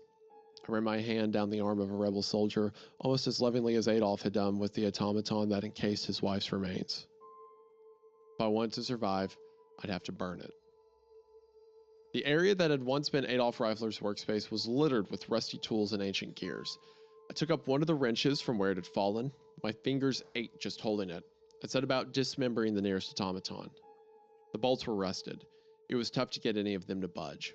Straining against the wrench made my ribs feel like they had been replaced with broken glass and fish hooks. But eventually the bolts turned and the arm fell to the ground. The wood portion of the arm was no more than 1/4 of an inch thick, just enough to cover the clockworks inside and hold the paint and finish. It wouldn't burn for much longer than the paper. I had to burn them all. The only upside was that I wouldn't have to unscrew another bolt. The wood was brittle enough that I could smash it to pieces with a wrench, and if I used my offhand, well, it still hurt like hell, but there wasn't anything I could do about that. I smashed the Confederate and Union soldiers. I smashed Lee and Grant and Lincoln. I smashed women and children and slaves, and then gathered up the pieces. I'd already ripped apart and burnt the pages of my mother's Bible, but somehow smashing the automatons felt worse. I felt like a small child watching the tide wash away a beautiful sandcastle. I'm sure Adolf's going to be stoked about that. Yeah, I'm sure next time this bell tolls in like 10 minutes, he's going to be like, oh, you destroyed all of these? That's cool. I'm glad you did that. I'm very happy that that happened. I had the thought, couldn't he, if everything's restored when the bells are chiming, couldn't he wait for a bell chime, then work his way back up the staircase, and then when the bells quit chiming, he'd be at the top? I think, I don't know. You would assume so, Potentially. right? I would think so, because like everything's back in order. Yeah. So the staircase would be back together, the part that he broke. Hypothetically, we'll see. There would never be another clock like this. The rack that had once held Adolf's wrenches on the wall made a decent grate, and soon I had a sputtering fire. It wasn't great, but it was warm enough that I'd live. I draped the raft over my shoulders and slowly laid myself back down. I was out of immediate danger and could feel my body shutting down. I woke when the bells tolled 1. The fire was gone. Adolf's workshop was warm. Before I could so much as sit up, their call ended and I was back where I'd begun. I threw more splinters of wood on the fire and laid back down. Sleep didn't come easy. The automaton's nude clockwork, exposed for the first time in decades, cast intricate shadows that seemed to dance in the firelight. I couldn't put my finger on it, but something was bothering me about them. I woke again at 2 o'clock. It was dark inside the workroom, but when the doors opened for the slave automatons to zip out, the electric lights illuminating the clock poured in. Southern Belle hung limp on her post. Her eyes stared blankly in my direction. A large backdrop swung out through the door, blocking the light. I was alone in the dark with Amy Lowell's corpse. So wait, this isn't... Is he talking about while the bells are ringing and he's transported back, or him laying in the dark building sees the Southern Belle? I think him laying in the dark building. Okay. At least that's what. So there are... Yeah, the electric lights illuminating the clock poured in. So maybe some of it's still working 60 years later? Maybe. Who knows? Once the backdrop rotated out of the light, I saw the Southern Belle slide out after it. For just a split second, I thought I saw the Southern Belle's head swivel on her neck, as if she were tracking me with her eyes, but it had to have been the clockwork getting her in position to perform, right? Then I realized what had been bothering me about the automatons. Fletch had told me Rob put his fingers inside the eye sockets of a human skull, but all the automatons, before I'd smashed them up for firewood, had their lacquered faces intact. Amy Lowell's corpse returned to its starting position. Its limbs swung forward like a rag doll's when it came to an abrupt stop. She was looking at me again. Could a sculpture have ubiquitous gaze, or was that only paintings? My heart was racing as I waited for the bells to ring a second time. Why had Adolf painted her face with such a creepy little grin? I couldn't stop staring. I rose to my feet and turned her head away from me. I did it quick because I couldn't stand to touch her. The bells tolled once more. Was Amy Lowell's body going to be waiting for me in the dark? Okay, so yes, this is Because he said electric light. So this is while the bells are tolling, he's back in the 1930s. Okay. He's back in the shop watching because he still sees the face, and he's worried that when the bells quit tolling, he'll be standing in front of a corpse that's just a rotted skull. Yeah. Amid the kindling, there were only a couple of pieces of wood large enough to use as a torch. It took a painfully long minute, my eyes straining to detect anything out of place in the darkness to get one of them to catch. I held the torch aloft in my left hand, and even though I doubted in my present condition that I could ever swing it, I held one of the larger wrenches in my right. The weight of it felt good. It reminded me of the rock I'd used to attack Ryan Dorset. Floorboards groaned beneath my feet as I moved from automaton to automaton, examining each in turn. The faces weren't designed to move. Beneath the wood, each of them had a little metal knob that could never be mistaken for a skull. There was a stairwell in the far corner going down to the room below. I had twice used it while the bells were ringing, but now there was nothing down there but ice. Had Rob gone that deep? I doubted the groundwater could have been lower. I doubted the groundwater would have been lower in the summertime, but I couldn't say for sure. Cautiously, I went down, one creaking step at a time. Dirt and other particulates made it impossible to see much of anything in the ice, although I thought I could make out some of the furniture I'd seen on my way out to view the clock. I was reluctant to venture too far into the room, lest I slip on the ice and break another bone, but I was sure there was nothing of interest to be found. My heart slowed. I was relieved not to have found Amy Lowell's automaton. Rob could have touched anything in the dark. Maybe he was touching her automaton while the bells rang, and then found himself alone in the dark after their last toll, or maybe Fletch got part of the story wrong. Who could say? I can. I crept back to my fire, wrapped the raft around me, and let my exhaustion overtake me. My fire had burnt out while I was asleep, and I awoke shivering violently. There was plenty of wood, but I was almost out of Bible pages. As I carefully arranged twists of paper beneath some of the thinner splinters, I heard a dreadful sound. It was quiet, but impossible to miss, like fingernails on a chalkboard. I froze. The fire could wait. The noise stopped. I held my breath and strained my ears to listen for even the faintest sound. Nothing. Maybe an animal had gotten in here with me and scratched its claws against a metal surface. A raccoon or a rat could live down here. Maybe an owl nested in the old gears. I wouldn't exactly call myself an animal lover, but I found the idea of another living thing being nearby very comforting. I returned to the work at hand. When you're building a fire, airflow is key.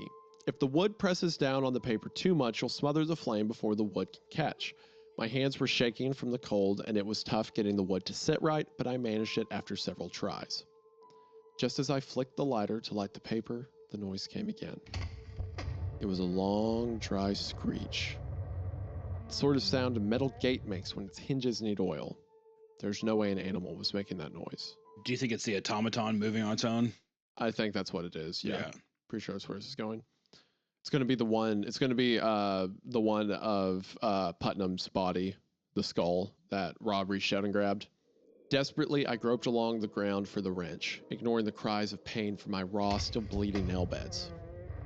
The sound grew closer, in fits and starts. I couldn't find the wrench in the dark. I could use the lighter, but it was coming from the direction of the automatons. Couldn't have been very far away. 10 feet, maybe 15. I didn't want to look.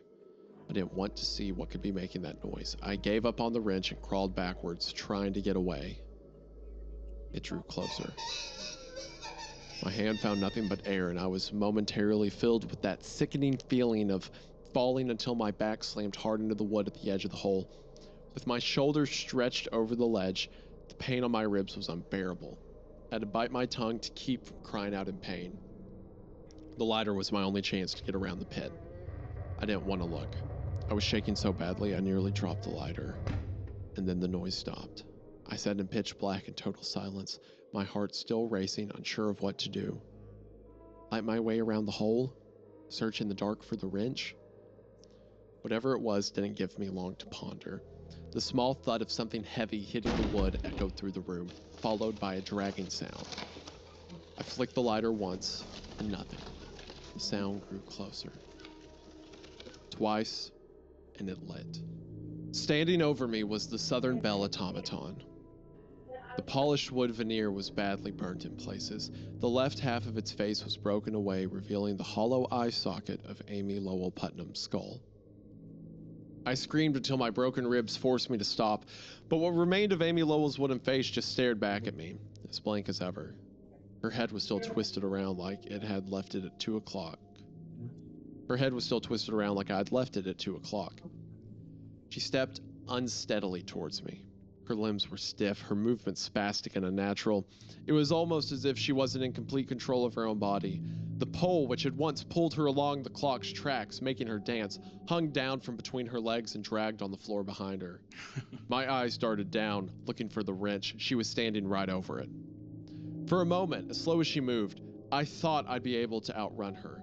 But as I stood and turned to skirt the hole, she showed me I was mistaken. Her arms sprang forward with such force they almost knocked me to the floor. Her wooden fingers dug into my shoulders, pinching my flesh against the bone. Her face, all the while, remained as impassive as a porcelain doll's. I couldn't bear her looking at me, so I dropped the lighter. We struggled there in the dark, on the edge of the hole. Crying and sniveling, I begged for my miserable life as she forced me down to my knees. I felt the heavy metal pole that impaled her corpse brush against my leg as she continued to maneuver my body against my will. She turned me around, forcing me first to my hands and knees before finally shoving me down onto my stomach. Her hands pinned my shoulders to the ground. I could feel her torso folding itself. The remains of her spine must have been bent at a right angle. The metal pole rose and fell, each time smacking the floorboards with a dull thunk. Her chest kept twisting, like a wasp moving its abdomen into position to sting. I didn't fully process what was happening until the pole came down hard on my inner thigh. Amy Lowell Putnam intended to treat me to some of what she'd endured at her husband's hands. I stopped thinking, I stopped feeling, I was too terrified for that.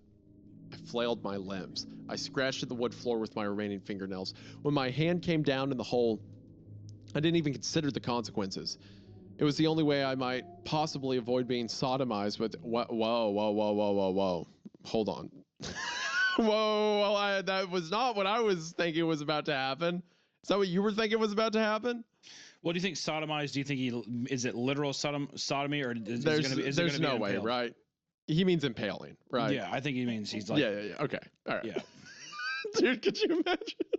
No, maybe. I don't know. Who knows, man? Who knows? Oh, that'd be insane. It's like, oh, the monster thing that kills you. It's like, the monster that sodomizes you. Imagine, I imagine it's going to maybe impale him like she was impaled. Okay, yeah.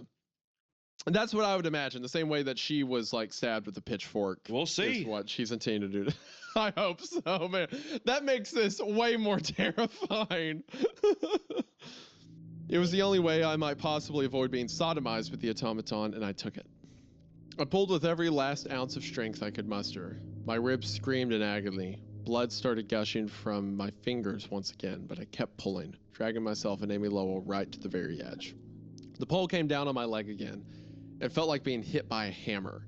When she raised the pole once more, I pulled my upper body over the ledge and rolled my shoulders down. Amy Lowell's weight must have been off balance because she went spilling over the ledge, landing on the ice below with a sickening crash. I was back where I started, lying in the pitch black, struggling for breath. From the hole came a small sound, almost a scratching noise, and a thud, followed by more scratching.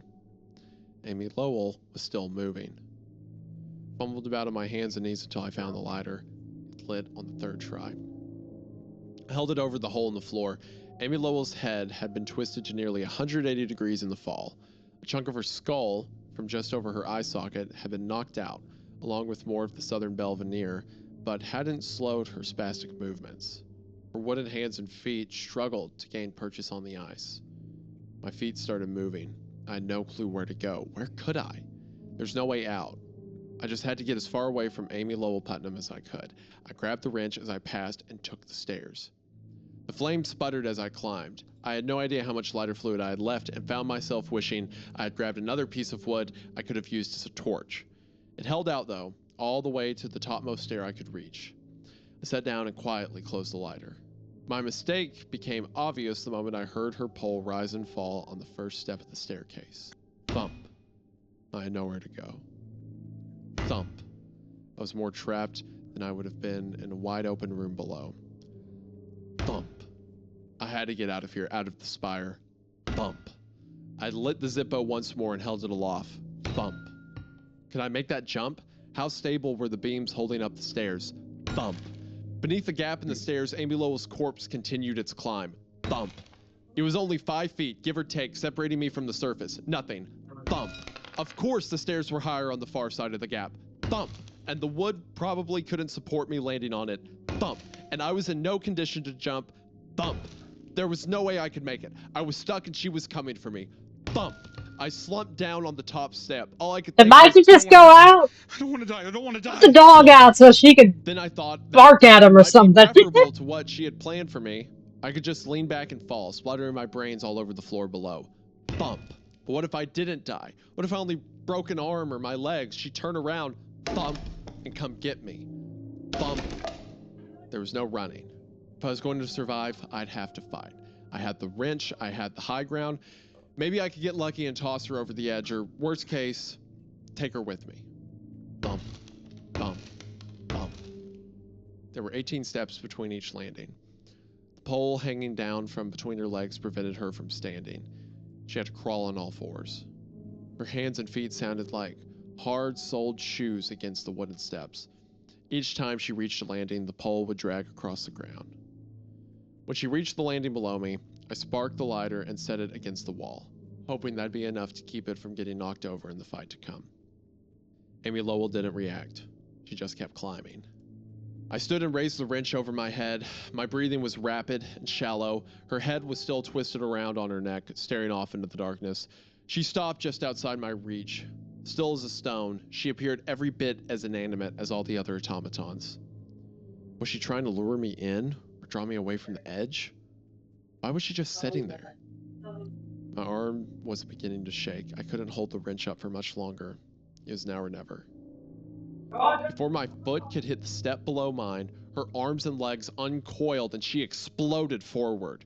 My wrench hit feebly on her back as her wooden hands latched onto my throat. Together, we began falling backwards towards the gap in the stairs. Just before we slipped over the edge, the bells tolled. My back slammed against the stairs. The automaton was gone. God, you lucky son of a bitch. Perfect timing. Incredible timing. I was also right that if you wait for the bells, the staircase will reappear. Just whoosh, everything fixes up. Yep. My brain was still panicking. I couldn't think of anything but her. Where was she? Where was Amy Lowell Putnam's body? She was running the endless race down at the bottom of the stairs. I scrambled to my feet, determined to put more distance between us. The stairs were solid beneath me. It was a good feeling, one we take for granted most of the time. The bells rang a second time just as I reached the slanted windows at the top of the spire. A dizzying notion bubbled out of my subconsciousness. If I was standing here when the bells stopped ringing, what would happen? When the bells had finished tolling 11, I had been shunted inside, but not back to where I had begun. Could I leave? Could it be that simple? I raised the wrench in my hand. It would make short work of thin wooden slats. But I couldn't do it. This was the spire. It still got him. It still got him in his trap. This was the spire. The real spire, and not its decrepit remains. It housed the bells. The note they sang was beautiful beyond comprehension. I knew it was crazy. I knew it was my life on the line, but I couldn't destroy any part of the widower's clock. Not while the bells were ringing. You can't understand unless you've heard them ring. The vibrations penetrate you, infuse you, permeate you. You would do anything to hear the bells, sacrifice anything, no matter how much you regret it later, no matter how much they scared you, made you question your humanity. To hear their call is to be owned by them. I laid the wrench on the ground and began removing the slats one at a time, careful not to chip the paint. I felt like a fool. I knew I should have bashed my way outside. I knew it, but I couldn't do it. Instead, I was treating the removal of each slat as if it was an artist restoring the Mona Lisa. The bells would ring again any second, and that'd be it. Maybe I'd be up here on the landing. Maybe I'd be back on the stairs where I'd started. Maybe Amy Lowell's automaton would be with me, or maybe I'd be alone in the cold and the dark. Finally, I removed enough slats to squeeze through into the moonlight. Clinging to the spire for dear life, I hazarded a downward glance. The party appeared to be over, but I could still make out those poor lost souls I'll join one day, stuck watching the endless race for all eternity, and I could see some of the automatons illuminated by the harsh electric lights. 2 of them moving stiffly, zipping along their tracks. The bells rang for the 3rd and final time. I scrunched my eyes closed. If it hadn't worked, I didn't want to know. And stepped off the ledge. Ooh, end of part 9, into the final part. Oh, man. This has been a journey, man. This has been a journey. I'd say we've gone from like, oh, me and Scary Carrie, and like this guy killed himself, and he was into this girl, and like now I'm into her, but then It's a full circle. She's cheating on me. Like, yeah, It feels very full circle. We go from a guy talking about like being enamored by ghost stories and stuff, and these folk tales and everything, and being completely enamored by it, losing faith in that, and partially into the scary stories in pursuit of like love and that kind of things as well, and all the kind of tumultuous shit that happens when you're a 15-year-old and that kind of stuff. And now it's come full circle back to where now he is a part of he is a part of the folk tale. He is a part of the ghost story, and like he himself is becoming one of those. Every bit of this too, like you were saying before, it's paralleling with Alina. It's paralleling with his relationship with Carrie. It's paralleling even with the folk tales that we've read so far. It's interesting how it's set up all of these things delicately, and now all in these last couple parts, it's just kind of like perfectly presenting it all in this little box, this sandbox moment of this horrible purgatory he's in. It's incredibly well done. I'm a huge fan of it. Well, old buddy, old pal, are you ready for part 10? Let's dash towards the finish. End of the line. Part 10. The first thing I was aware of was the cold, then the pain in my hands and ribs. Then I noticed the wind. I opened my eyes to see snow glistening in the moonlight and the long shadows cast by trees. I'd stepped off the spire and dropped only a foot or so, falling to my knees in the snow. My eyes brimmed with tears of joy. I wanted to kiss the ground and throw the snow up in the air and wallow around in it like pigs in its own filth. But then I recalled the way Scary Carrie had looked at the hospital, swollen black lumps of necrotic flesh where frostbite had set in. My mother's car was a solid hour and a half's walk away, and I wasn't moving as quickly as I usually did. I got walking as fast as I could bear. I heard the bells, truly heard them, for the last time near the fork where the access road joins Old Ware Infield Road, but they didn't fill me with warmth like they had before. No, they stopped me dead in my tracks. They tugged at my guts. They called me home, but also filled me with the sensation of being watched by eyes in the darkness. To this day, I still hear them hourly whenever I go off my meds. There were 2 police officers waiting for me when I got to my mom's car. You might think I would have run all over again. After all, it was the fear of arrest that had sent me chasing the bells, but I didn't. Instead, I cried. It was cold, I was tired, my whole body hurt like hell. I didn't care how much trouble I was in, I was just happy to see real people again, people who were alive. I learned later that the police had no idea who I was or what I had done to Ryan Dorset. They were there because I'd parked in front of the same trailer that Fletch had parked in front of back in December. When the owner had gotten up to go to work and seen my car outside, she called the police. Apparently, in his haste to get the car after Carrie had fallen through the ice, Fletch had driven over one of her trash cans. I nearly killed a kid, but I was being arrested because someone else had ruined a garbage can you could get from Home Depot for $35. I don't recall the officers' names, but I wish I did so I could thank them. Their attitude towards me changed immediately when they saw the condition I was in. One of them took a blanket from the trunk and wrapped it around me. They tried to ask me what had happened, but all I could do was cry. I'm not sure I would have had anything to say anyway. Explaining the bells to someone who's never heard them is like trying to explain the color blue to a dog that was blind from birth. They ushered me into the back of their squad car and we took off for the hospital, the one Fletch and I didn't know about. 12 minutes later, we arrived at Mary Lane Hospital and I was admitted to the ER. The doctors picked up where the police had left off. What happened? Were you in a car accident? Were you in a fight? But I remained unresponsive. They ran their fingers through my hair, checking me for concussion, but couldn't find any physical indications. And my pupils responded normally. It's like he's in shock. You don't say. Since I wasn't helping, my clothes had to be cut off of me, just in case there were injuries they weren't seeing. The right side of my chest was one gigantic purple bruise. I needed 5 stitches where the splinter had gone into my finger, and another 2 where it had come out. The rest of my fingers were cleaned and bandaged. Then one of them had the bright idea of giving me something to help me sleep. I wish they hadn't. All I dreamed of was her. Amy Lowell Putnam's corpse danced on its post, back and forth, back and forth, back and forth as the bells rang. You know, that's interesting because every other time in the story when he says her, it goes to Alina. Mhm. But now it's like a new, a more terrible woman has taken that place. Yeah. He's being haunted by a new woman. Yeah. It was late afternoon the following day before I woke up to find my parents staring at me and my wrist handcuffed to the bed. They were looking at me like I was behind glass in an aquarium, a particularly nasty deep sea fish that turned their stomach. There was pity there too, but mostly disbelief and fear. I wasn't really their little boy anymore. I was a thing, twisted and disturbed, a danger to myself and others. Seeing my parents looking at me like that hurt real bad, but it was still preferable to the blank stare of Amy Lowell's automaton, which was my company at 2 o'clock, and again at 3 and 4. Ryan Dorset's parents never formally charged me with assault. A civil suit was settled between our families out of court. As a condition to their not pressing charges, I had to seek psychological help. I spent the next 6 months of my life at McLean Hospital in Belmont, Massachusetts. It was probably for the best. The first 2 weeks, I didn't say a word to anybody about anything. I can't exactly say why. Shame was certainly a big part of it, and I know I was afraid that they'd think I was crazy.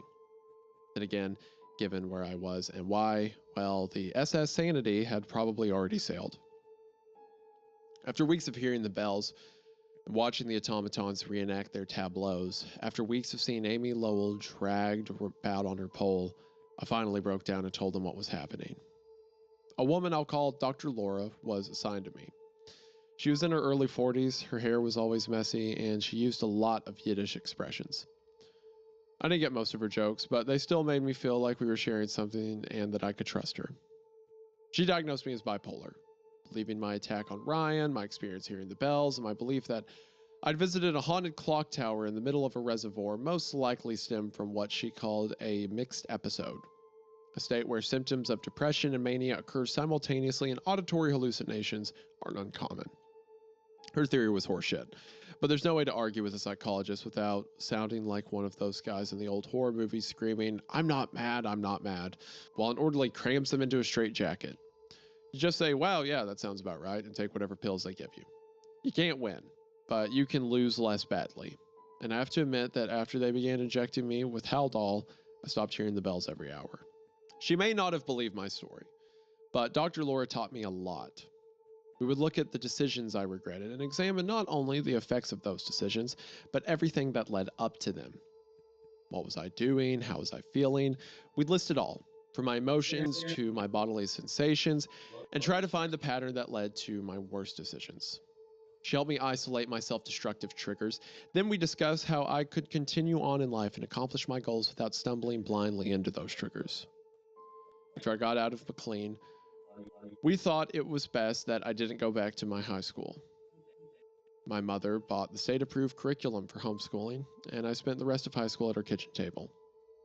We had to meet with the superintendent of schools a couple of times. He seemed perfectly happy not to have me in his school system. Can't say I blamed him. Must have seemed like another Robert Kinnan waiting to happen. In September of 2000, the week before his 13th birthday, my little brother asked if he could be homeschooled too. In his grade, he had been a fairly popular kid. Then one day, he came home with a bloody nose.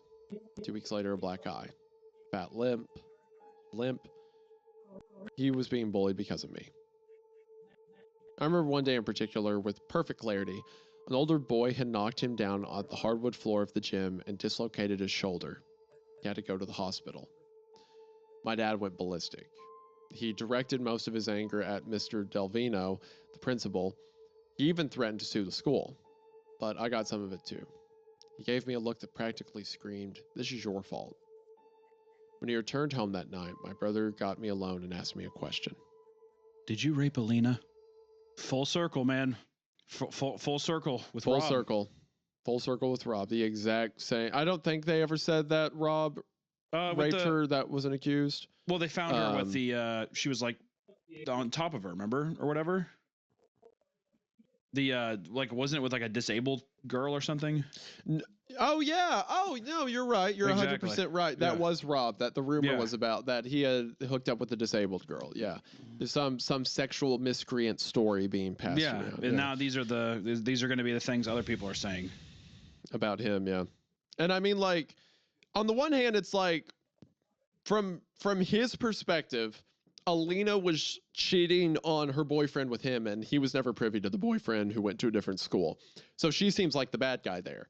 But again, we only have this entire story from his account, and he's clearly an unreliable narrator. So maybe it was more like a coercive rape, you know?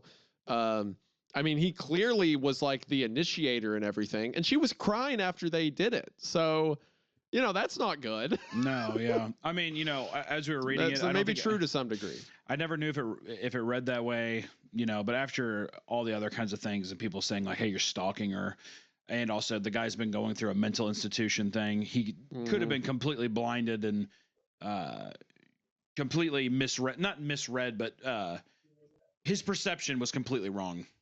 Yeah. It very well could have been. He could have, like, maybe in his mind, he's like, no, she wants us and stuff. And like I was talking about, like, he seems like he's forcing himself on her and she's letting him go to a certain degree. But maybe she was scared of him. And like, he's calling her house every day and he's trying to find her after class and stuff like that. And like, I don't know, maybe there wasn't, initially I thought maybe there was a tinge of like, she was leading him on to get what she wanted. But again, this has all been from his perspective. Maybe that wasn't there at all. Maybe he was like backing her into this situation. Which maybe in that case, the automaton use of the word sodomizing may have been the other direction. Because maybe if the bells give you hallucinations, maybe it's just like what he saw, like a female figure that was tormenting him. Maybe it wasn't actually alive and moving towards him. Maybe that was, again, part of his hallucination. Who knows? But I don't know. Anyway, at first I was shocked. I thought I misheard him. I was his brother, and he knew I loved Alina. How could he ask me that? The kids at school. That's what some of them say. After the incident in their yard, Alina's parents had decided to enroll her at Bishop Girton. She hadn't wanted to. Who wants to leave their friends behind senior year?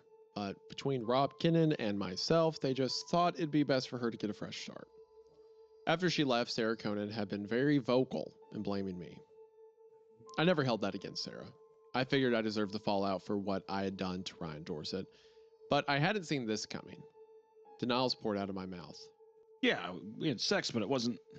I couldn't even say it. She never said no. That was true. I never threatened her. So was that. I only wanted to make her feel good. But was that the truth? Yeah, totally. 100%. Yeah. Also, Isaiah's saying 100% true, as in sarcastically. There, I don't want people to misconstrue. No, I was saying 100% true. We were right that this was from his deluded perspective, and he was like forcing himself onto her. Yeah, 100%. That's what was happening. What did it sound like I said? Was it sound like I said 100% that he wanted to make her feel good? Oh, I don't know. I just wanted to make sure. You never know how people are going to read things. Just to clarify, for the sake of everything. Just for the sake, so there's no in between. Hunter immediately putting a dome of protection over me, like no. Like a lot of people, especially guys, I had an image in my mind of what a rapist was: a lone predator, man in sunglasses and a hooded sweatshirt, hiding in a dimly lit garage with a knife in one hand and an improvised gag in the other. I had an idea that they were a breed apart, depraved and wicked. Mean things, aware of the harm and the hurt they caused, but determined to do it anyway. That was my idea of what a rapist was, and I didn't fit any of my own criteria. Yes, it was true that I had wanted to make Alina happy, but each time I'd kissed her, she'd frozen up. I took it as nerves, but I didn't stop. Each time I'd run my hands up her body, she started to cry. I thought it was survivor's guilt, but even if it was, pushing her clearly hadn't made her feel any better. And when I got in on top of her, and wormed my way beneath her clothes, persisting past stillness and tears, she hadn't said no, but she never said yes. What I had thought, what I had wanted, they didn't matter. Not next to what I did. It's easy to see that now. At the time, I got defensive, unleashing a torrent of vile obscenities about a girl I'd only moments earlier considered the love of my young life. That night, once everyone was asleep, I made my first of 3 suicide attempts. Hunter, in part 1 or 2, when you said maybe we'll see some similarities between Rob and our main character, I think that was a whale trap. You set a giant bear trap at the bottom of the ocean and you caught a whale in it. You were so right, King. You were just batting 100 with that one. That was great. After we're done with the story, I have some thoughts on that. Yeah. That night, I made my first of 3 suicide attempts. Tiptoeing my way into the garage, I took the garden hose off the wall and pushed one end into the tailpipe of my mom's car. The other end I ran up through the driver's side window. The note I left was addressed to Alina. It read simply, "This is your fault." It was pure projection. I got comfortable and started the engine. As the car began filling with exhaust, I became dimly aware of a sensation creeping up the back of my neck. Was it the carbon monoxide? Was I being watched? Thump. Had Amy Lowell been the mystery figure people saw inside Rob's car the night he killed himself? Did she collect the souls of those she condemned? Was that how the automaton's face had been burnt? Let her come. Anything's better than this. But the thump I'd heard wasn't the sound of Amy Lowell Putnam's post on the garage floor. It was the doorknob slamming into the wall when my brother threw open the door to the house. He saw me and screamed bloody murder until my parents came. The 3 of them could pull me out of the car. The garage was beneath my brother's room. He had heard the engine start, but didn't hear the garage door open. So after a couple of minutes of wondering, he got up to see what was going on. Next thing I knew, I was sitting in the living room with a splitting headache. My mom was hugging me and crying hysterically. It was the first time anyone had held me in 9 months. The next morning, I was back in McLean. Dr. Laura and I spent a lot of time talking about Alina. I was surprised she was still willing to work with me, knowing what I'd done, but she was as patient and kind as ever. After 2 months, I still struggling to wrap my head around how anyone could think what I'd done with Alina had been wrong. To Alina, what I had done to Alina. Why didn't you just say no? It was a textbook example of blaming the victim, but I genuinely didn't understand. I would have stopped. You can never be certain what someone else is experiencing. That's why you have to ask and listen, and not assume. They want exactly what we want, or they'll respond exactly like we respond. First day. I nodded. We weren't in a session. Strictly speaking, Dr. Laura probably shouldn't have been talking to me at all, and especially not about anything that was at the heart of my treatment. But from time to time, she would. I think she knew I needed the human contact. Bubala, don't take this as anything but speculation. I can't know what she was thinking any better than you can, but you might want to consider that the last boy that had a crush on her had killed himself 3 months earlier. Wait, I can't know. Oh, saying like where she's coming from. Like what her perspective would have been. Yeah. I liked it when she called me Bubala. What's that got to do with me? She might have thought that if she said no, you'd do the same. Alina? If you're out there and you're reading this, I'm sorry. I apologize unreservedly. It was not your fault. I take full responsibility. If you want to press charges against me, I would not refute them. You can get word to me through my parents. If there's anything you want from me, anything that will bring you the slightest amount of closure, it's yours. I was so stupid, so hurtful, so wrong. I'm sorry. Yeah, it's like she probably just let him do that. Like it wasn't even cheating. It was like, I mean, it was like logistically, but in her head, she's like, well, the last guy that liked me killed himself, and I don't want that to happen to this guy, so I guess I should let him do stuff, you know? Like, yeah, and that's the problem. What an with, awful position for a high school girl to be in, dude. This is another example, too, of like a narrative told through his perspective, right? Really makes you undermine a lot of the things that are being experienced or whatever, or because he says something, you're just kind of going along with what he was saying, but... Yeah, and I mentioned earlier when we were talking about it, I'm like, well, maybe there's some redemption because he's writing this years later and he has like the gift of hindsight to write this with. And I'm right at the end. Well, not I'm right. I got what I wanted out of the story, that here in the end, he's like, yeah, that was wrong. I shouldn't have done any of that. So it's like progression for the character, even if it's just him writing about stuff he doesn't agree with anymore. In May of 2003, I received my high school diploma. My parents didn't think I could handle living on my own. but I had to get as far away from the spire and the way they looked at me and my reputation around town as I could. My aunt lives in San Jose, California, and I managed to get into a vocational school 20 minutes from her house. Eventually, my parents relented and let me go. Fletch wound up getting into BC, which was a big coup for him. As fate would have it, so did Alina. From what I understand, the two of them actually wound up becoming pretty close. Last time Fletch and I spoke was in November of 2002, right around Thanksgiving. He had stopped hearing the bells before the end of his freshman year. Oh, well, that's good. So you can get better. You can, get if you're far enough away from it. Yeah. For a while. That's encouraging. Okay. 2 of Scary Carrie's fingers had to be amputated, along with her thumb. She also lost her left foot from around the mid-calf down. Eventually, she recovered from her aphasia, but not before the school moved her into the special education program. She never made it to college. Mrs. Peterson got her a job at Market Basket bagging groceries. My mom sees her from time to time and usually does her best to avoid her register. Neither Carrie nor her mother have asked about me since the incident.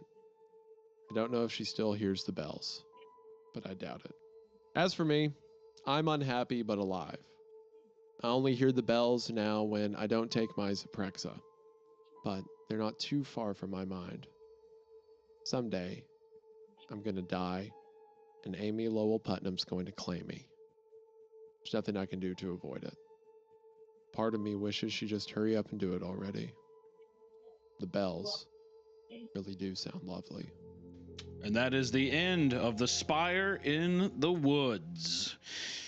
Good God. What a Herculean kind of trial that was. You know, at the beginning of the story, when I said I wonder if we're going to see if our protagonist takes the same kind of turn as Rob and stuff, is something that I think we find out a lot. Like, I guess when we're younger, I feel like when you're young, you're too young to really understand the severity of things. You know, I think teenagers think they're a lot smarter than what they are, and I think it's easy to fall into these traps. I mean, what's kind of funny is every warning sign was written and given to us at the beginning of the story. The way that people talked about, like, the rumors that build between him, and you're like, oh, well, you know, I don't know, and all these different things, and how, oh, he's a psycho and all this stuff, and you're really kind of like, well, that could never be me. Exactly. I wouldn't do that. Well, not only that can't be me, but you're also just like, well, who knows? You know, I don't know. I don't know what's going on. But it's easy to fall into these kinds of traps and these things that you can do to other people. And I think one thing I think the story does so well is, I feels like the central theme of it is like the like almost like sexual frustration seems like a big theme in the Spire in the Woods. It's like a coming of age story, but you never went anywhere. You know, like you're still like it's the frustrations that like teenagers have to get through, but he never really got through them. And a lot of that is like the sexual frustration, like what you're talking about. In a way, I think he does get through them by he acknowledges the things, and you grow. And I think the more that you grow, the more that these things become more crystallized and clear, and you can see them. But I think the dangers of sexual frustration is kind of interesting, and how that theme kind of hit on almost every character, maybe besides Fletch. But I think other than him. But I think adolescence and the ignorance of adolescence is pretty big. But then even too, just like I really enjoyed the parallels of like him being like, oh, she's cheating on me, the same kind of way that happened with like Adolf, or even some of the other folk tales. Like at the very beginning, that was so interesting how he became the folk tale. Yeah, I mean, our author became a victim of his own obsession. You know what I mean? In this way, and even too, this clock tower is just kind of this phallic symbol hidden in the woods.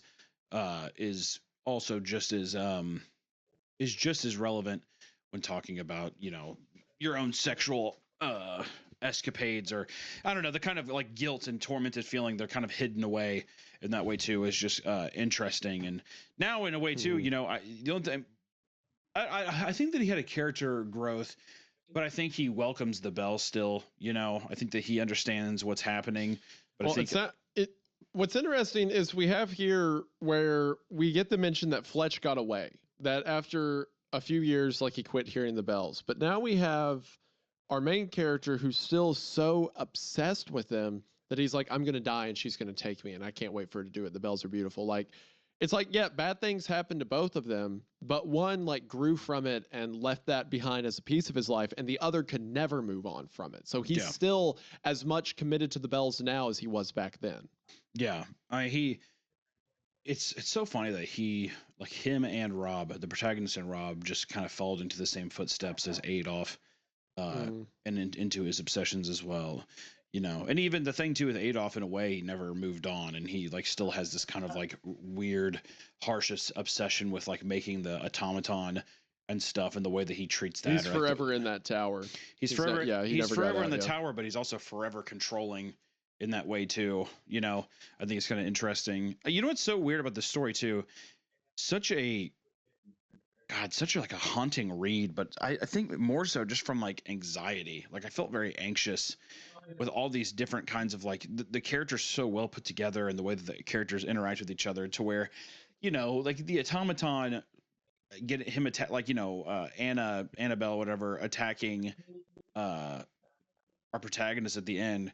It's creepy and it's crazy in this kind of like, ghostly tower that's in the woods. That's this purgatory is scary, but I found myself almost more so just like the back and forth of like kind of like reading this diary of a kid who is just kind of not mentally well, going back and forth. All of the sexual experiences with Alina made me incredibly uncomfortable. Like, not just like the reading them and hearing his depiction of them was so, because like you said, it was like, even before we knew that it wasn't as consensual as he thought it was, it was just so personal, like the details. Or when he would talk about like laying on top of Carrie, like the way he would describe it and stuff, it felt like I was hearing secrets I wasn't supposed to, Yeah, and even the verbiage, and I think that we have to give Tony Lunetti, hopefully I said his name right, a lot of credit with just very delicately putting this in. I mean, you can very clearly see how the protagonist feels about somebody based on how he's talking about it. With Carrie, it was always like, it was never like, oh, her stomach, it was her gut, this kind of thing. Always very undermining people. He's very judgmental. Like, that's one thing about the character. You know what's so great about this story too is that you're bought into the protagonist because you're like, well, this is the person I'm following. Really, our protagonist has never been, I would say, in like a symbol of like, this is a good guy, whatever. No, he was never an altruist. No. But you offset it by having something crazy at the beginning, and you say, oh yeah, this guy killed himself, and he was a stalker, or he was like kind of creepy, whatever. Yeah. And this was a bad guy. It makes you immediately lose your apprehensions towards the protagonist quickly, to where you're kind of wondering. I think more so you're kind of like backseating this whole thing, to where you're like, well, where's this going? But you're not really fully realizing all of the stuff that he's doing in between these stuff. I mean, like even going out there with Carrie and Fletch and stuff, super irresponsible.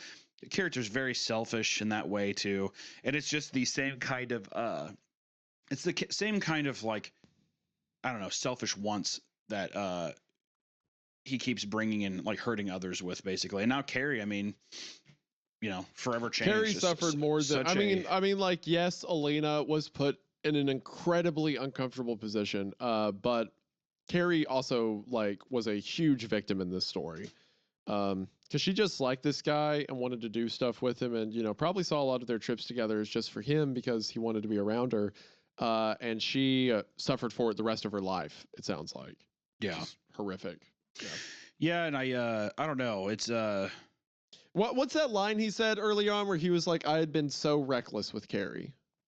And that led to a lot of consequences. A lot of our author's recklessness led to a lot of consequences. And it's tragic on the one hand because he was a teenager and he didn't have the expertise to like handle these complicated situations. But at the same time, he never really cared to ask what he was doing or what decisions he was making. So it is partially his fault, but I don't think the same would have happened if he was a bit more grown and a bit more mature. So it's tragic that it happened to him. Even though he is responsible for a lot of the stuff that happened to Carrie and Alina. It's just such an interesting, it's like a tragedy that could only happen when you're 16 years old. And it's played out so well where it's like both your fault, but also like you're all at the same time a victim of circumstance.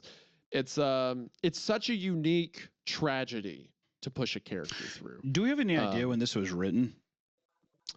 2013, I think. 2012, 2013. It's pretty interesting because it feels like it's pretty early in the creepypasta trend too, you know. Which this is like an r/no sleep story, I'm pretty sure, from the beginning. But you know what's weird is we've read 2014, March 4th, 2014. 2014. So yeah, pretty early on. You know, you read so many of these stories, and I think that there was a couple times in part of this where, I don't know, you read so many of these stories and you think about so many tropey stuff that there were so many times in this story that we were joking or like, you know, you really don't, you can't look at it.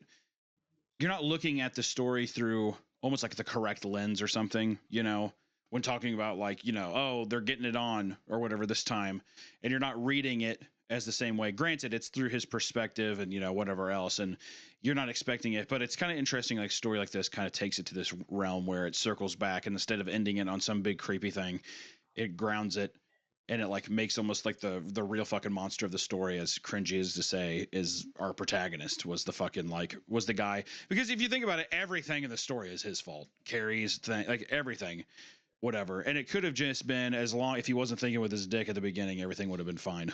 I mean, the bells certainly were the inciting incident for it, but he was, like he said, he was reckless with a lot of the way that he went about it. And it's funny, like, how the only monster we really see, other than, you know, the widower who put all this together, was like in part 9, we had the possibly real or apparition of Amy Lowell Putnam's automaton, like chasing him down and stuff. No, like and that was it. That was it. And I will say that it's interesting too. I'm curious to see how the viewers and the listeners like it, because that was the only little bit of horror in it. Other than that, it was build up, and then we got to the tower and stuff, and we experienced it. And really, it was short lived. Like it was, we were only in that for so long. It was the cook off at the end of the story, but which I think the story wasn't about that. Which I think I like, because it keeps that mysticism alive, and it keeps that folk tale alive with it, and it makes just the obsession and the kind of like the character developments we have the more important, enticing part of the story, which I do think is impressive. It feels like in a different way, like kind of like Baraska kind of thing, of like all these Kimberly and you know, all these the characters that embodied that story and the connections they had.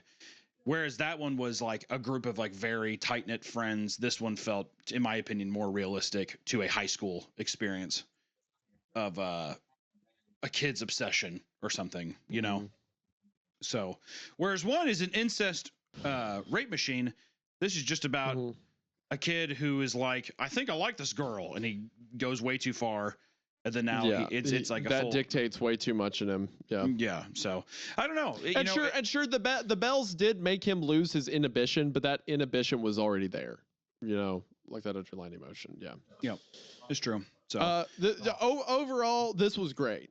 This is one of the better stories we've read for sure. You know, and I think it's going to relate to a lot of people. I think that, like, at least for me, I know, being a cringy kid who had the girl that you liked, you know, and all that kind of stuff. And my it comes anxiety, from a relatable place. Me and you the whole time were just like, Jesus Christ, this is too real. And I bet you anything from a male perspective from that, and the female perspective, there's probably tons of instances or guys like this that you had to reject as well. So I don't know. It's almost like, especially for a guy, it's almost like being like, remember all of those weird emotions you had around women when you were a teenager? Okay, now imagine that you didn't control any of those inclinations, and like everything, like you kept telling yourself it was okay. That's why it creates a horror story. To me, the most horrifying parts was like the instances with Alina. That like made me way more uncomfortable and freaked out than anything to do with the clock woman's body. My anxiety was through the roof. Very anxious. Anytime you would talk about like hooking up with her and she'd be crying, I was well, yeah, you pepper it in there, and it's like you really do. You like think about these things like, oh, we kissed, and in a way you're like, oh, there you go, romantic, and it's like, yeah, and then immediately the next thing is, yeah, like I was so happy, my cheek against hers, and then we parted, and I could tell she was crying, and you're like, what? It's like, okay, all right, but see, okay. Again, it's like I wanted to get through all those segments quickly. Once again, though, Tony does a great job by like once again putting it through the perspective of the protagonist, but then also starting it off with this guy's suicide, and then now it's all from the perspective of how all these events and these people are connected to this one thing, which is traumatic and horrifying, and it's so loud and bombastic. I mean, a kid sitting in his car burning to death is insane. So, you know, it's just these things where it's like, who is fucking mentally right? You know, who is in a good spot right now? And I don't think anybody is. And that's just, but that's what lowers your guard down. You don't even think about it, you know. And I know we were joking about it, but until the end, when it's just kind of like very blunt and serious, then it's it really fucking wraps it around, and you get a more realistic take of everything. So I don't know, man. Like, all in all, how did you like the story though? Were you stoked on it, or you know? I loved it. This was a ton of fun. I really enjoyed it. I really enjoyed a lot of the developments. I like the tone of it. I like how Tony was so smart to write the story in such a way where just the grammar and like adjectives he would use to describe different people kind of gave hints to the fact that our author was biased. Until eventually then he's full-blown unreliable. And I think that he's peppered in details really well. The way information was divulged to us was really good, where we would get little hints of the next thing to come along. It was very well written, a very cool story, very unique. Like, it started as a coming-of-age thing that took a very different direction, and I think it did it well. Very haunting. Overall, great story. I really enjoyed this a lot. Well, I hope that it stays up. I don't know. Listen. Yeah, no one may see any of this. It took us 3 days. Yeah. It took us 3 days to record this. It's just a long story with other work stuff we had going. And you know, yesterday I didn't really think much about it, and today while we were recording, I didn't think much about it until right now, where I'm like, I think people are gonna love this story. And then I'm like, well, it might get smited down. So if you're one of the lucky few to have made it across the finish line, or if it's been up for a while, thank God. But just know we appreciate you sticking it out. I know this is, I think, our longest episode to date. we may have to cut a lot of deals with Steven Spielberg here. Yeah, I know. Steven Spielberg. We're gonna have to cut it. We're gonna have to bribe him with some of that Jaws money, dude. We're gonna have to see. Yeah. So, but all in all, guys, we appreciate you. Thank you so much if you've been listening along and following through this long episode, and thank you to our audio listeners as well over at Apple Podcasts and Spotify, and for giving us a solid rating there. And then also, once again, be sure to check out creepcast.store. We have some new merch up right now if you want to snag new that. Merch, wearing it right here. Eat me like a bug. Let's go. Until After this incredibly traumatizing story about a childhood, interactions. Eat me like a bug. Haha, remember the good times. Here, we need to get back to juggling boxes of knives and jumping out of the window onto a trampoline. All right, that's we need to get back into that. There we go. World. That's the spirit. All right, but until next time, guys, we will catch you in the next one.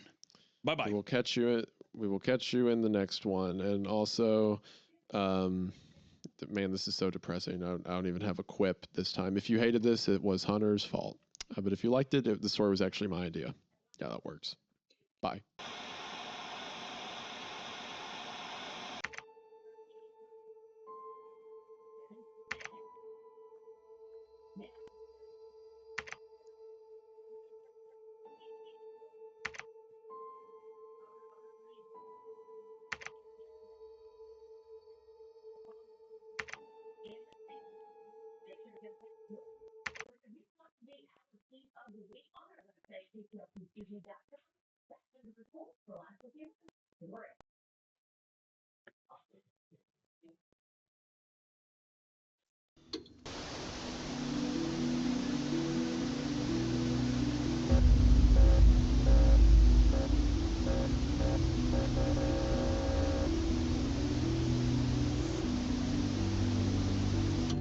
Welcome back to Creepcast.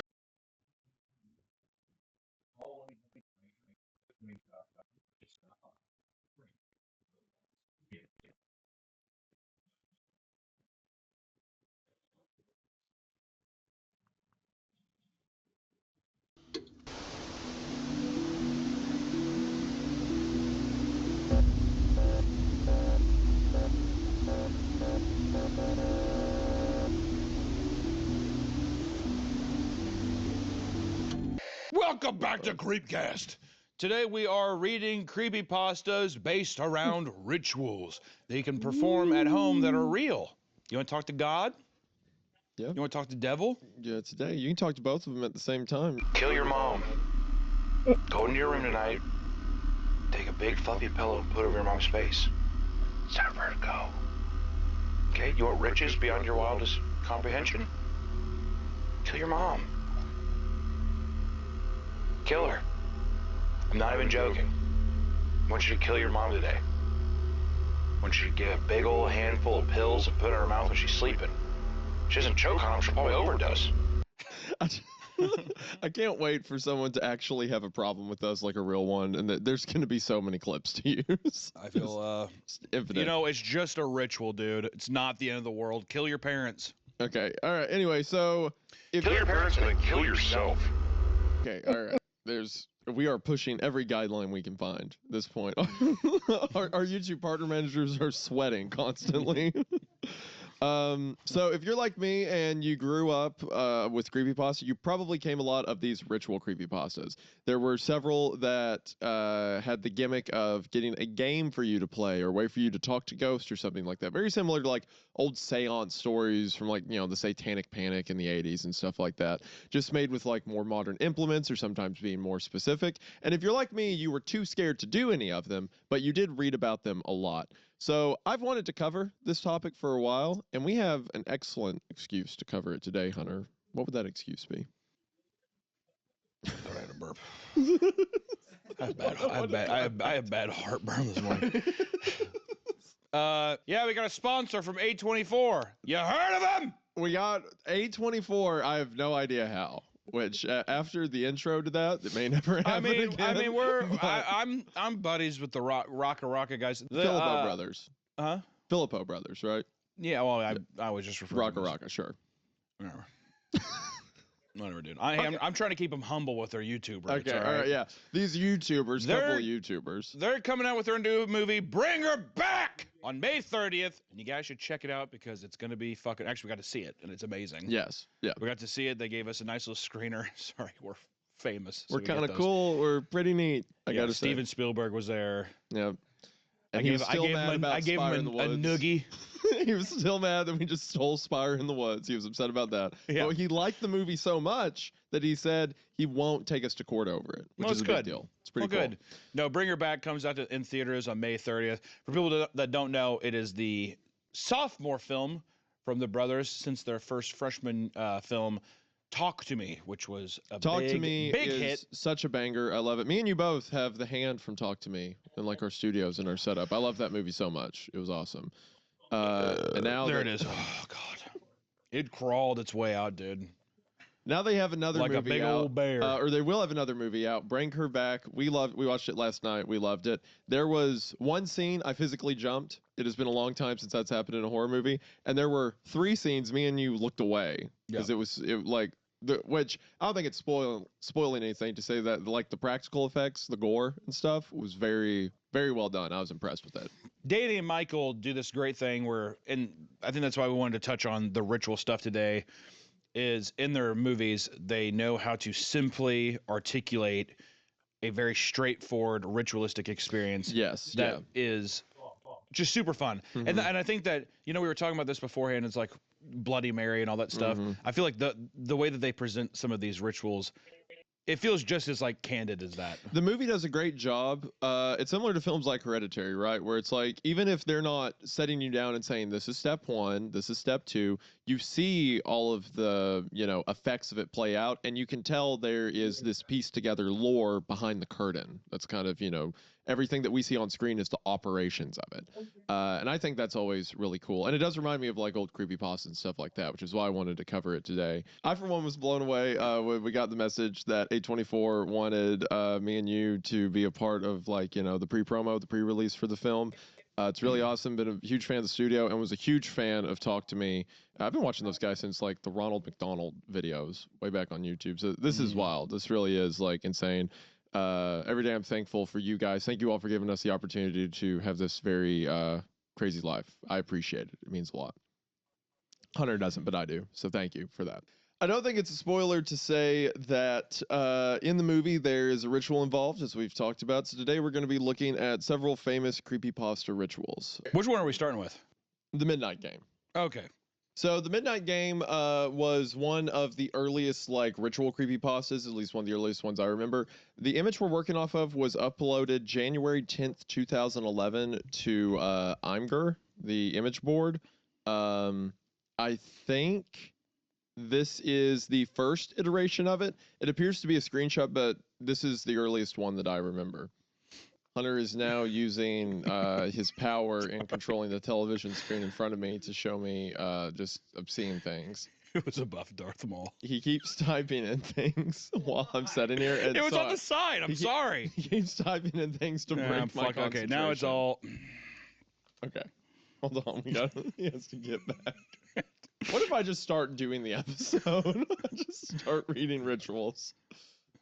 I'll tell you honestly, a reason that I'm just so excited that my friend's here and that we get to, read this. And then also, this coffee's blasting through me. I'm not even joking. Like, I'm gonna have to take like a 5 and like dump it out. Don't dump it out before we can get rolling. I mean, I'm like I'm like wanting to just get rolling. We have not dropped anything. We have not gotten rolling yet. If you need. If we haven't even read a thing yet, I've been doing this intro for 12 There's a movie hours. called the Midnight Game that came out in 2013. It might be related. She has a pentagram on her back, so it's probably related. Yeah. Can't find the Imgur. Okay, go back to the Reddit. No. Go back to the Reddit. Oh, and I clicked the link. And you click the link. Yeah. Okay. If you need to go to the bathroom, now would be the time. I'll just hold it. Okay. All right. So from 2011, I believe this is the early iteration. I remember reading this and getting freaked out by it, and some of you guys probably do as well. So with that, let us begin the Midnight Game. The Midnight Game is an old pagan ritual used mainly as punishment for those who have broken the laws of the pagan religion in question. While it is mainly used as a scare tactic to not disobey the gods, there is still a very real chance of death to those who play the Midnight Game, and there is an even higher chance of permanent mental scarring.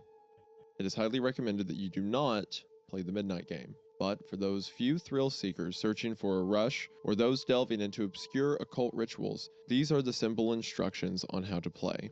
Do so at your own risk. Instructions. Prerequisites. It must be exactly midnight when you begin performing the ritual, otherwise it will not work. Materials required include a candle, a wooden door, at least 1 drop of your own blood, a piece of paper, matches or a lighter, and salt. If you are playing with multiple people, they will all need their own of the aforementioned materials and will have to perform the steps below separately. Step 1. Write your full name, first, middle, and last, on a piece of paper and put at least 1 drop of your blood onto the paper. Allow it to soak into the paper. Step 2. Turn off all the lights in the house, go to your front door, which must be wooden, and place the paper with your name on it in front of it. Now, take the candle and light it. Place the candle on top of the paper with your name. Step 3. Knock on your own door 22 times. The hour must be 12 a.m. upon the final knock. Then open the door, blow out the candle, and close the door. You have just allowed the Midnight Man into your house. just like, sorry, I did not expect Midnight Man. I'm sorry. You just allowed the Midnight Man into your house. That does read kind of funny. Just like, yeah, the Midnight Game, whatever. All of a sudden, it's like, knock on the door 22 times, blow out the candle. You just invited the Midnight Man into your house. Congratulations. Like, what? You know, it is funny because I remember reading this because I would have been like 10 or 11 when I heard this the first time. And I just remember like reading that line and just getting scared out of my mind. Well, what does the Midnight Man look like to you? Well, that's the thing. It could be anything. No, I mean, like whenever do you remember like a shadow man, like a hat man kind of figure, like a void right thing. Yeah. Yeah. Step 4. Immediately relight your candle. This is where the game begins. You must now lurk around your now completely dark house with the lit candle in hand. Your goal is to avoid the Midnight Man at all cost until exactly 3:33 a.m. Should your candle ever go out, then that means the Midnight Man is nearby. You must relight the candle within the next 10 seconds. You are unsuccessful. If you are unsuccessful in relighting your candle, you must then immediately surround yourself with a circle of salt. If you are unsuccessful in both of those, Midnight Man will then induce a hallucination of your greatest fear, which will last until 3:33 a.m. If you are successful in creating the circle of salt, you must stay within the circle until 3:33 a.m. You must continue until 3:33 a.m. without being attacked by the Midnight Man or being I just keep thinking about your read. That you have now let the Midnight Man into your house. You are now outside of the salt circle. You will have violent ibuprofen hallucinations until 3:33 a.m. Like it's no longer instructions, it's a threat. Like I'm gonna do this to you. You are having a stress nightmare. You must continue until 3:33 a.m. without being attacked by the Midnight Man or being trapped within the circle of salt to win the midnight game. The Midnight Man will then leave at 3:33 a.m. and you will be safe to proceed with your morning. Addendum. Indications that you are near the Midnight Man include a sudden drop in temperature, seeing a pure black humanoid figure throughout the darkness, and very soft whispering coming from an indiscernible source. If you experience any of these, it is advised that you leave the area to avoid the Midnight Man. Staying in one spot throughout the entire game will only result in the Midnight Man finding you. It's highly advised that you keep moving throughout the game. Do not turn on any lights during the midnight game. Do not use a flashlight during the game. Do not go to sleep during the game. Do not use another person's blood on your name. Do not use a lighter to substitute for a candle. It will not work. And definitely do not try to provoke the Midnight Man in any way. That is all. Have fun. I love it. First of all, I just want to say, if I would have read this when I was like at a very young age, this would scare the shit out of me. Well, even like doing it with your friends where it's like, I don't know, like I could see myself getting freaked out. I just love how this reads a bit though, where it's just like if you see a man made of shadows, that's the Midnight Man. Who are you? Like in this situation, is that my dad? It's like no. Like after the Midnight Man thing, you'd be like, well, that could be anybody. And I love the idea too of definitely don't try to provoke the Midnight Man in any way. Yeah.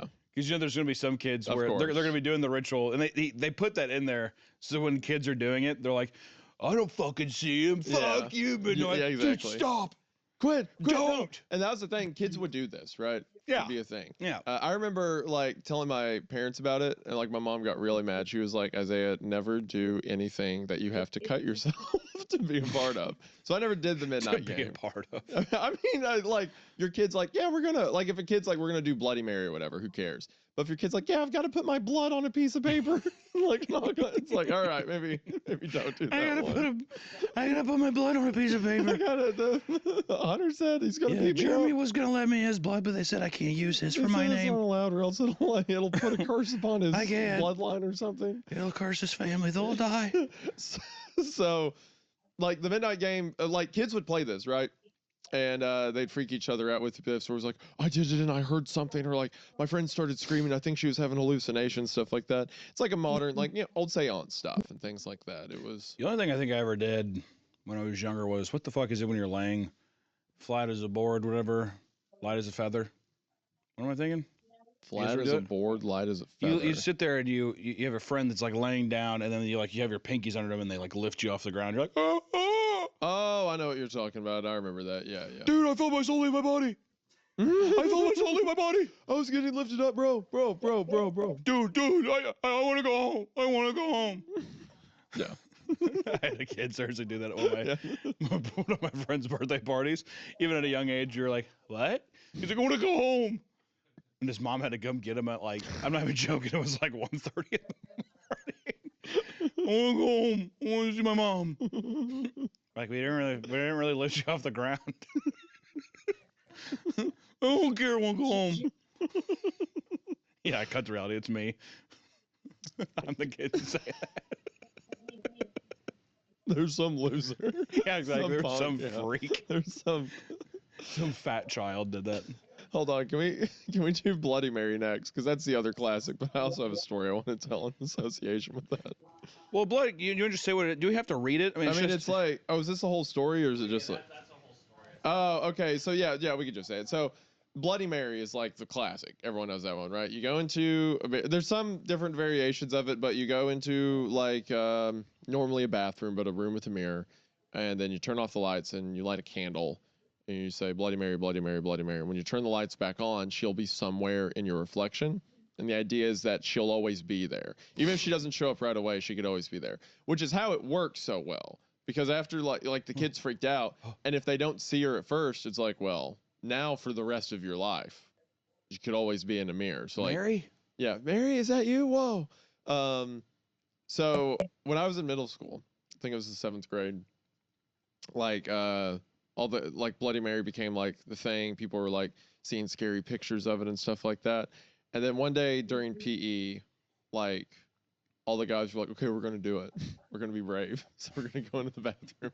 We're gonna do it. Real boys Yeah, boys thing. real boys thing to do. A Come Bloody on, Mary guys. ritual. So we went into the bathroom at our middle school, and one of the older kids was like, he normally would make fun of us for this kind of thing. He would be like, oh, you like scary stories? It's really stupid. You're dumb. One of the people who would put me in the trash can. It's mentioned in previous stories I've talked about. But this time, for some reason, he was on board. I'm like, well, that's suspicious. Oh, well. So we go to the bathroom, and the way it's set up is like there's a long sink with like the stalls behind you, and the mirrors are like across in front of them. So I'm like scared. Like a couple of the other kids are scared, and we go up, and we didn't have a lighter, so we just like skipped that step and turned off the lights. I love it. So it's just Well, I love that's such kid logic too. Well, we don't have that, so that step's not necessary. so we don't have that, so we're not gonna do that. That's fine. We don't need that one actually. So we go in the bathroom and we turn off the lights and we're like, Bloody Mary, Bloody Mary. We say it 3 times. And then the lights come back on, and the millisecond those lights come back on, the older kid from earlier just kicks open one of the stall doors. And he had a bag full of basketballs. Jesus. And just started wailing. What the fuck? To be fair, it was one of the scariest moments of my life. Because the tension's so high. Yeah, it does sound pretty already. fucking scary. You're so freaked out. And then like the older school bully just throws open the door, just like starts beating the hell out of and the you. other one's like got the door shut, like you're not getting out. Oh, You yeah, gotta yeah. take your legs. Right? So this is what you get for being stupid and believing in ghosts. Just getting decimated in the bathroom with that. So I did the Bloody Mary thing and did get scared out of my mind. So Do you think, because when you think of Bloody Mary, you think of like a bloody woman in like a Victorian dress, right? well, I've always heard that it is Queen Mary. Like, Okay. Who like killed all the Did she bathe in blood or some shit like that? Is that what yeah, her- that's part of the story. She was called Bloody Mary while she Yeah. was the queen. Yeah. Would it still be equally as effective if it was like if you just said like Greg 3 times in the mirror and it was like a regular looking guy? Would that still be creepy? It'd be creepy. Yeah. I think it adds. Well, what's Greg's intentions with me? I mean, what? I mean, nothing. You just like the thing is That's that just like getting a when you friend. say it, you like middle-aged man will just be standing behind you in your reflection. Is he clothed? Yeah. It's not that bad. I'd say business casual. Yeah. Is he kind? He doesn't say a word. But does he look kind? He Is just his kind of does the. features, He does like the Jim Halpert smirk. This is a little quirky, a little weird. That's fine. You can be alone and you're like Greg, and it's like How fucked up would it be Thanks, though that Greg. every time you look in a reflection, oh, Greg's there? it'd be rough in the bathroom. Like you're getting out of the shower and you're naked and Greg's just standing there looking at Oh. you. Hey, Greg. Hi, Greg. I'm really glad you're here right now. Thanks, Greg. You're not in here when my wife's in here, are you? Oh, Greg. Silly guy. Greg's just window shopping again. Oh, Greg, just look but don't touch. That's his motto. He actually doesn't have a motto. He never speaks. Yeah, I've actually never. And then when he talks, it's like a very thick Jamaican accent. Greg, I don't think that's. I don't. Greg, are you putting that on? Greg, I don't think that's. You put that is one that what on? you really sound like, Do Greg? you really know what bombaclot means, Greg? Or did you just say it because you went on a cruise to Mexico one time and you heard someone say it and you thought it was I cool? saw that Royal Caribbean shirt that you were wearing. And Yeah. I think you might have just been island hopping. I think you're being a little insensitive, Greg. Now, if you could quit like hanging over my wife's bed every night when we go to sleep, that'd be great. And also quit being culturally insensitive. Hey, the new movie from A24 is coming out. Bring Her Back, coming out May 30th. Go check it out. Check it out. A24, Bring Her Back. It's a movie. It's a good one. We enjoyed it. Go watch it May 30th. Thank you. But no, I mean, these stories are fun. You get your friends scared about it, stuff like that. There's one my mom had. She grew up in like Eastern Kentucky, and she grew Are you up. telling this story again?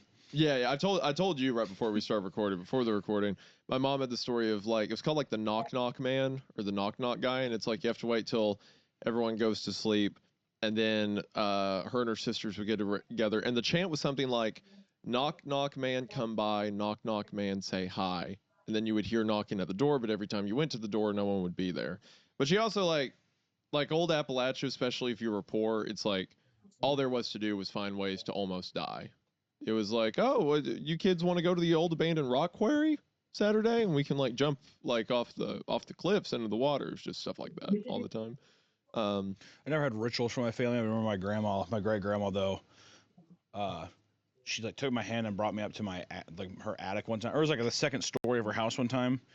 Took me in this room and she was like, "Grandpa died right here on the floor." And I was like, "Oh." And he's like, "And he's still here every day. I see him. He sits in this bed." He's like, "So when you come over, I want you to come upstairs and say hi to him." Wow.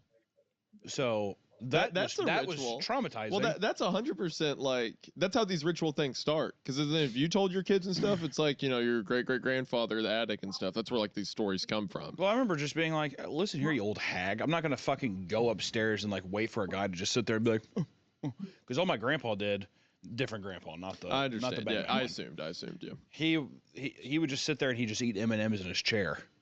That's all I remember from him, and he fucking died. In that She's chair. like, yeah, and so then she left. She would seriously leave like a mason jar of M&Ms up there because she's like, "I see him every day." Did the M&M jar ever move? Did you ever see the amount go up or down? I don't know. I never went up there. She's like, "Time to go." I would lie right to her face. "Did you go up and say hi to your grandpa?" I'd say, "Yeah, I did." Yep.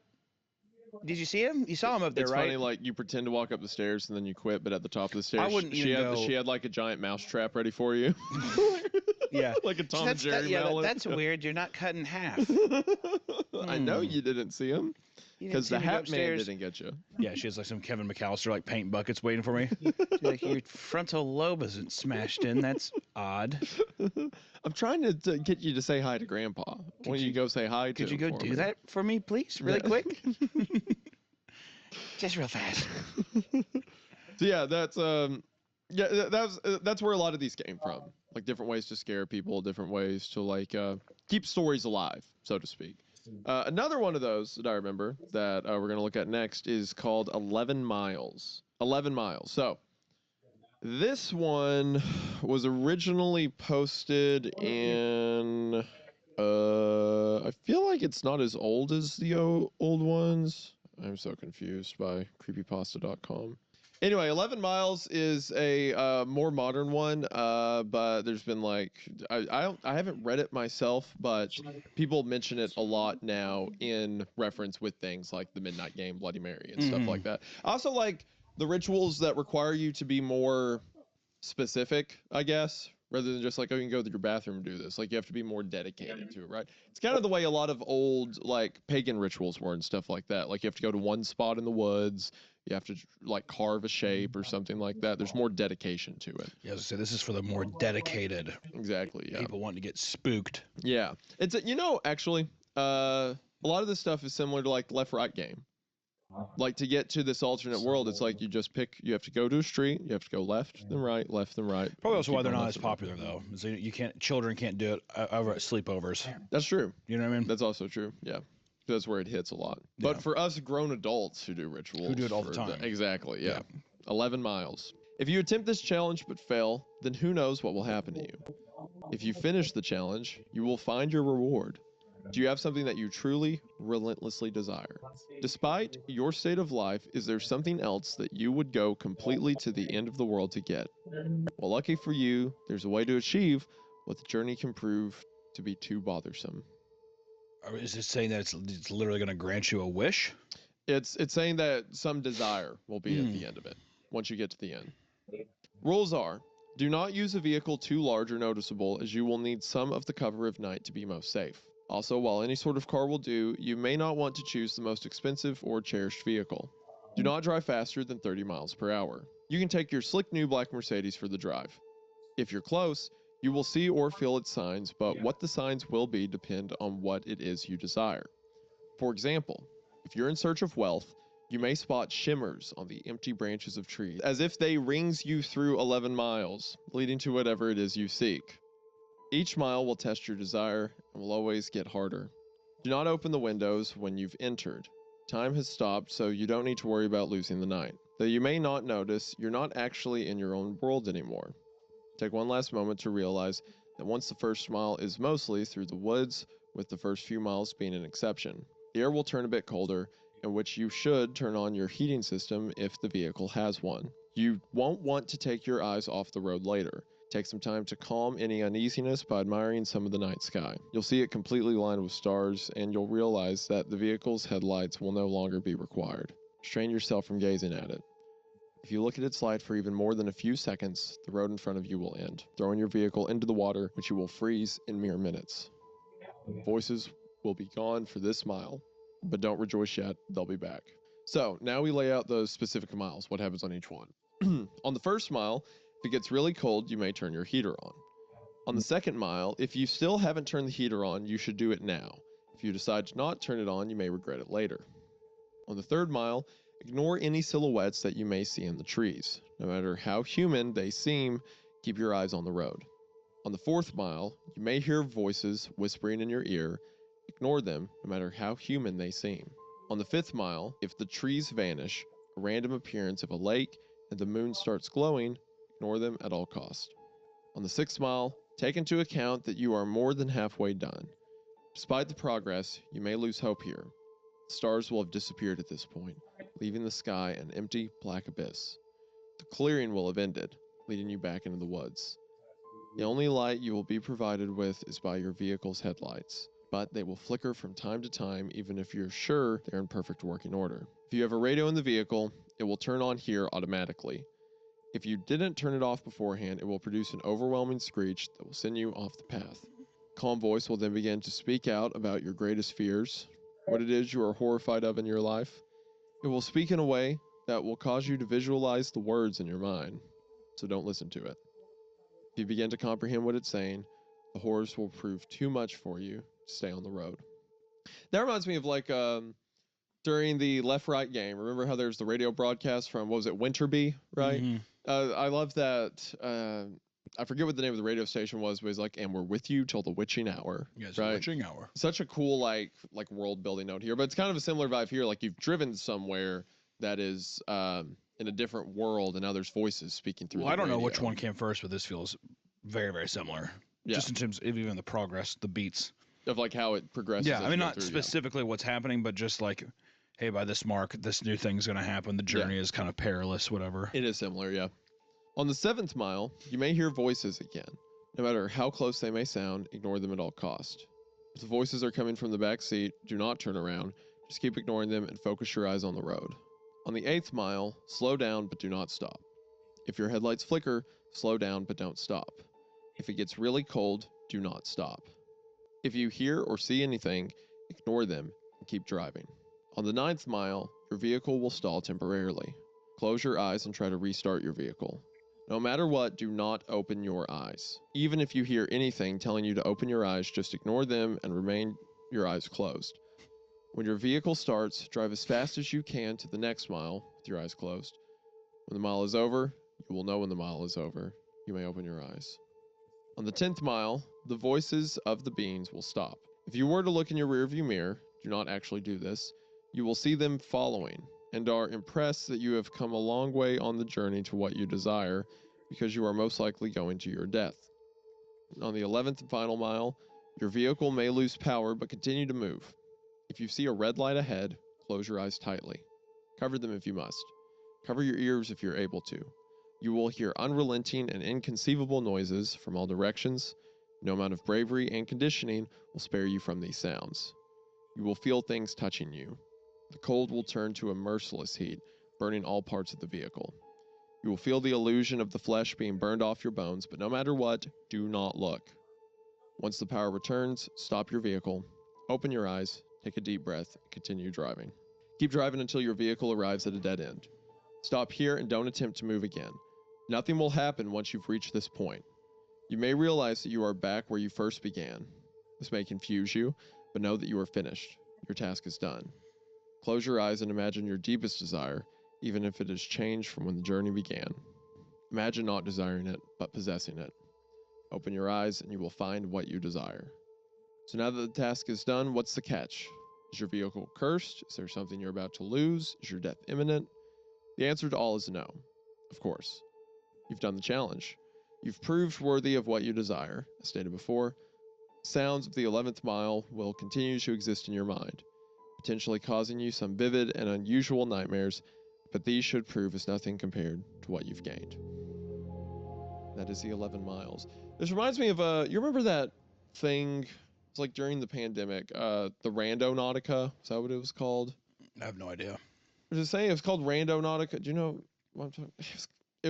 I think it was called Randonautica. It was an app where it would give you random locations around you to go drive. Yeah. So it's like you get in your car and you turn on the app, and it would be Was like... that something that was specifically made for the pandemic era, or was it just, that was just an app at the time? No, it was just always a thing. It was like taking you to weird locations in your town or whatever. Right. And it just blew up during the pandemic because there wasn't a lot, to hang out and do. So people started doing it. And it became this whole thing online because it was taking people to really weird places. And like it would take them to like, oh, this is where an old school that burned down, or this is like the abandoned whatever. So I did it once because again, I'm weird. There's nothing else to do. So I'm like, I'm going to try it late one night. I was driving back from Kayla's when her and I were dating. I'm like, let me just try it out. So I punch it in and it just gave me like a location like 10 miles away, and it took me like I'd never been down these roads around the county before. And then I get to the end location, and it was the cemetery where my parents had bought me a grave plot. So that's kind of weird. Just of all the places it could have been. Seems so weird that, what's fucked up is I feel like the system knew. Yeah, but how? Well, it's the cemetery. It's the same kind of shit of like, man, I really need to clean my house, so I need a new vacuum cleaner, and then you start getting vacuum cleaner ads. Yeah. Just the same kind of way that technology works. It's just like they hear shit and they're able to tell us it. Like maybe your mom was just like, remember I bought you that plot? If I had to guess anything, I would guess that the creators of Randonautica maybe leaned into it and was like prioritized graveyards, abandoned, whatever. Which is fucked during a pandemic. Yeah. You're going to be here soon, asshole. It feels so too coincidental, doesn't it? For me, for your specifically, deal? yes, because there were, for a long time I was hearing this and I'm like, yeah, because this is the ones we hear about. How many hundreds of people are doing it and it takes them to like a McDonald's and Yeah. But then I did it one time. it was a place. But I mean, it's like just the one time versus if you were like, I did it a bunch of times and then one time, but just the one time. Just one time. I was like, okay, well. Is your plot beautiful? I'm just gonna set this down. It is pretty. It's facing the east. I don't know if I want to be buried. I don't know if I want to be buried either. What do you want to have done with your body? I kind of want to just have mine donated to science or something. Not me, man. What do you want done with yours? I want to have, I think I've said this before. I'm very adamant about it. I want to have a mausoleum made. But you go inside and I'm in a glass case and it's nice space. It's like nice space. I think you have said this before. Yeah. I'm going to be butt-ass naked, and the only way that the door opens is from the inside. So if I ever get resurrected, I can actually open it up and do that. But I won't be underground. Yeah. I'm extremely claustrophobic, and the idea of being in a box for eternity fucks me up. I think we talked about it during Pen Pal, but I used to have these recurring nightmares as a child of being buried alive, where like I couldn't get out, and like I could hear my echo. It was really hot and stuffy in there. It's so creepy that they're like, oh, doesn't he look comfy in here? And it's like you're in a tiny box with little curtains all around it, little fucking sheets, and you don't have a pillow. Can you imagine, like, you've been dead for, I don't know, 100 years, and you wake up for some reason, and you're just there? You're fucked. Do you remember that? And don't give me the whole thing of the body's deteriorated. I get it, but I'm saying that in a world where you wake up, let's say you're completely regenerated. Yeah, sure. That's not where you want to be. Do you remember when we were in New Orleans and we were doing the tour of the cemetery? And they were like, "Well, actually, it gets so hot in here that over time it like what's the word? It doesn't cremate, but it like burns the body down to bones, and then they pull the bones out, wrap them up, and just shove them into the bag." Because the whole thing is the standing. It's not like the actual bodies are there. they just broil Yeah. to the point where they're just a bag of bones, and then the people literally go in there and just like shove it into a pit Yeah. in the There's ground. a giant That's in your at the plot. back of the Yeah. but like where the body goes, Mhm. it's all of your like deceased family members who are now bundles of bones. I don't really know if I want to be cremated either, though. I Would don't you know- want I to don't be know- cremated? I don't know about being cremated. I don't like the idea of just burning it. You know, I think almost every single one of my family members is like have been cremated. I think I'll get buried, but if I wasn't to be buried, I'd like my body to be donated or something like that, just to get some use out of it. Because I really don't put that much value in like the body after someone's dead. So it's like might as well go to something, right? You know? Yeah. No, that's very selfless. Not me though. Yeah. You know what's kind of like a ritualistic place in the normal world? What? Fucking Build-A-Bear.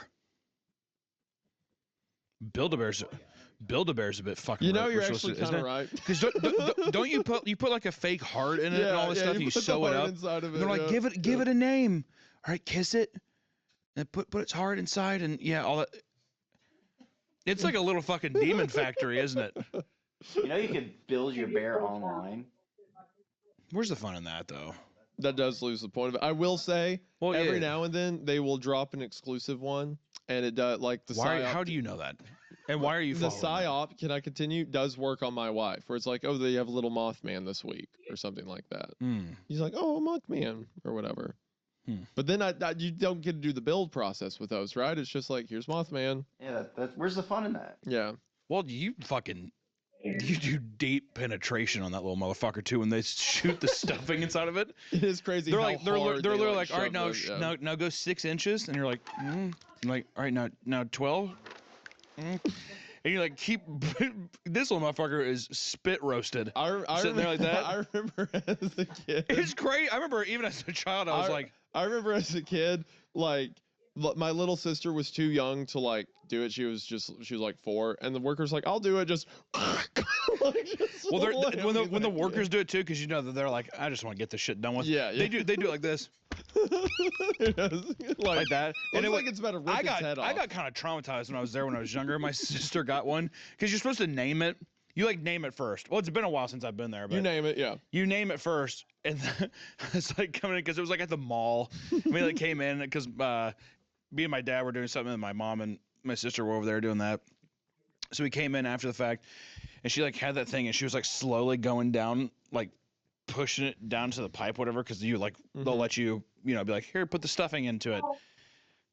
Oh, you sprayed her with the She stuff. like that, just going through. No and his wonder body it was all smells propped up like so this. strongly like that. Getting filled up, and I was like, "What's your bear's name?" And she like was looking at me. And she did Gabriel.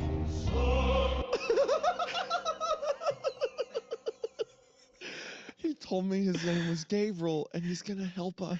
It's a bit. I'm like, because you don't think of a different way where you don't have to go into the ass and stuff it. Gabriel. Yeah, she's like Gabriel. It would of course be an angel name. I'm getting him a dog tag. I was like, what does that mean? Is he a war vet? Is he a fucking Vietnam War? Like, what are you talking about? Yeah, but the I don't know. Such a weird. Is that still in business? Yeah. I That's saw still one. There's them. one in the Kansas Mall. Really? Yeah, they do really good because they'll have like these limited drops and like not only kids but like the Hello Kitty girls and stuff like that go all the Yeah, time. I just love that you're like. So actually, they're actually super profitable, and they should do I this, know about a lot the of great hell- a lot yeah. of great exclusive drops. That Yeah. We like to keep up on a lot. Yeah, of I'm time. sorry some of us love our wife and like to get her things that she likes. I mean, more power to you. I just bad memories. It seems like such a outdated thing too. Like I don't think I've seen. I can't remember the last time I saw like a kid have a teddy bear. Even like my cousin's kids, whatever. It seems like such an outdated thing, doesn't it? I feel like they just have.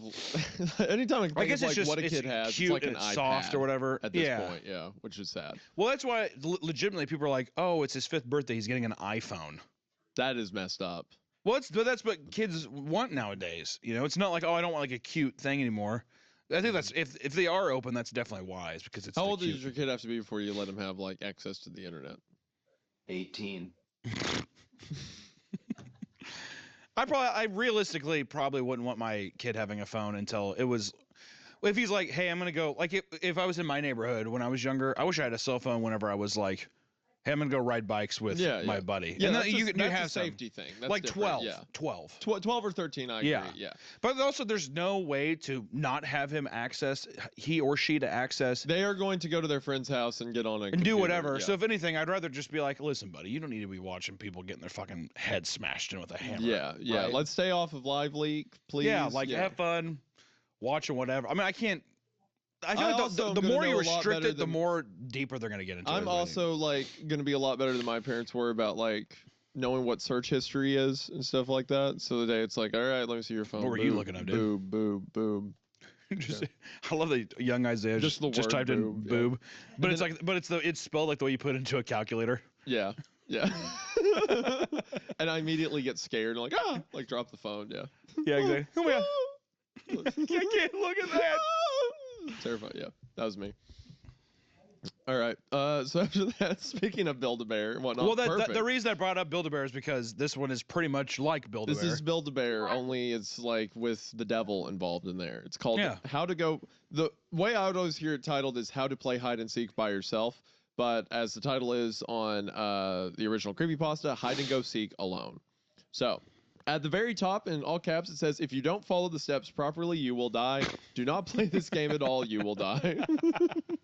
Great opening. So what are you outside, dog, and I'm going to be ending this. Why do I want to play for this tonight. game again? If I was a guest,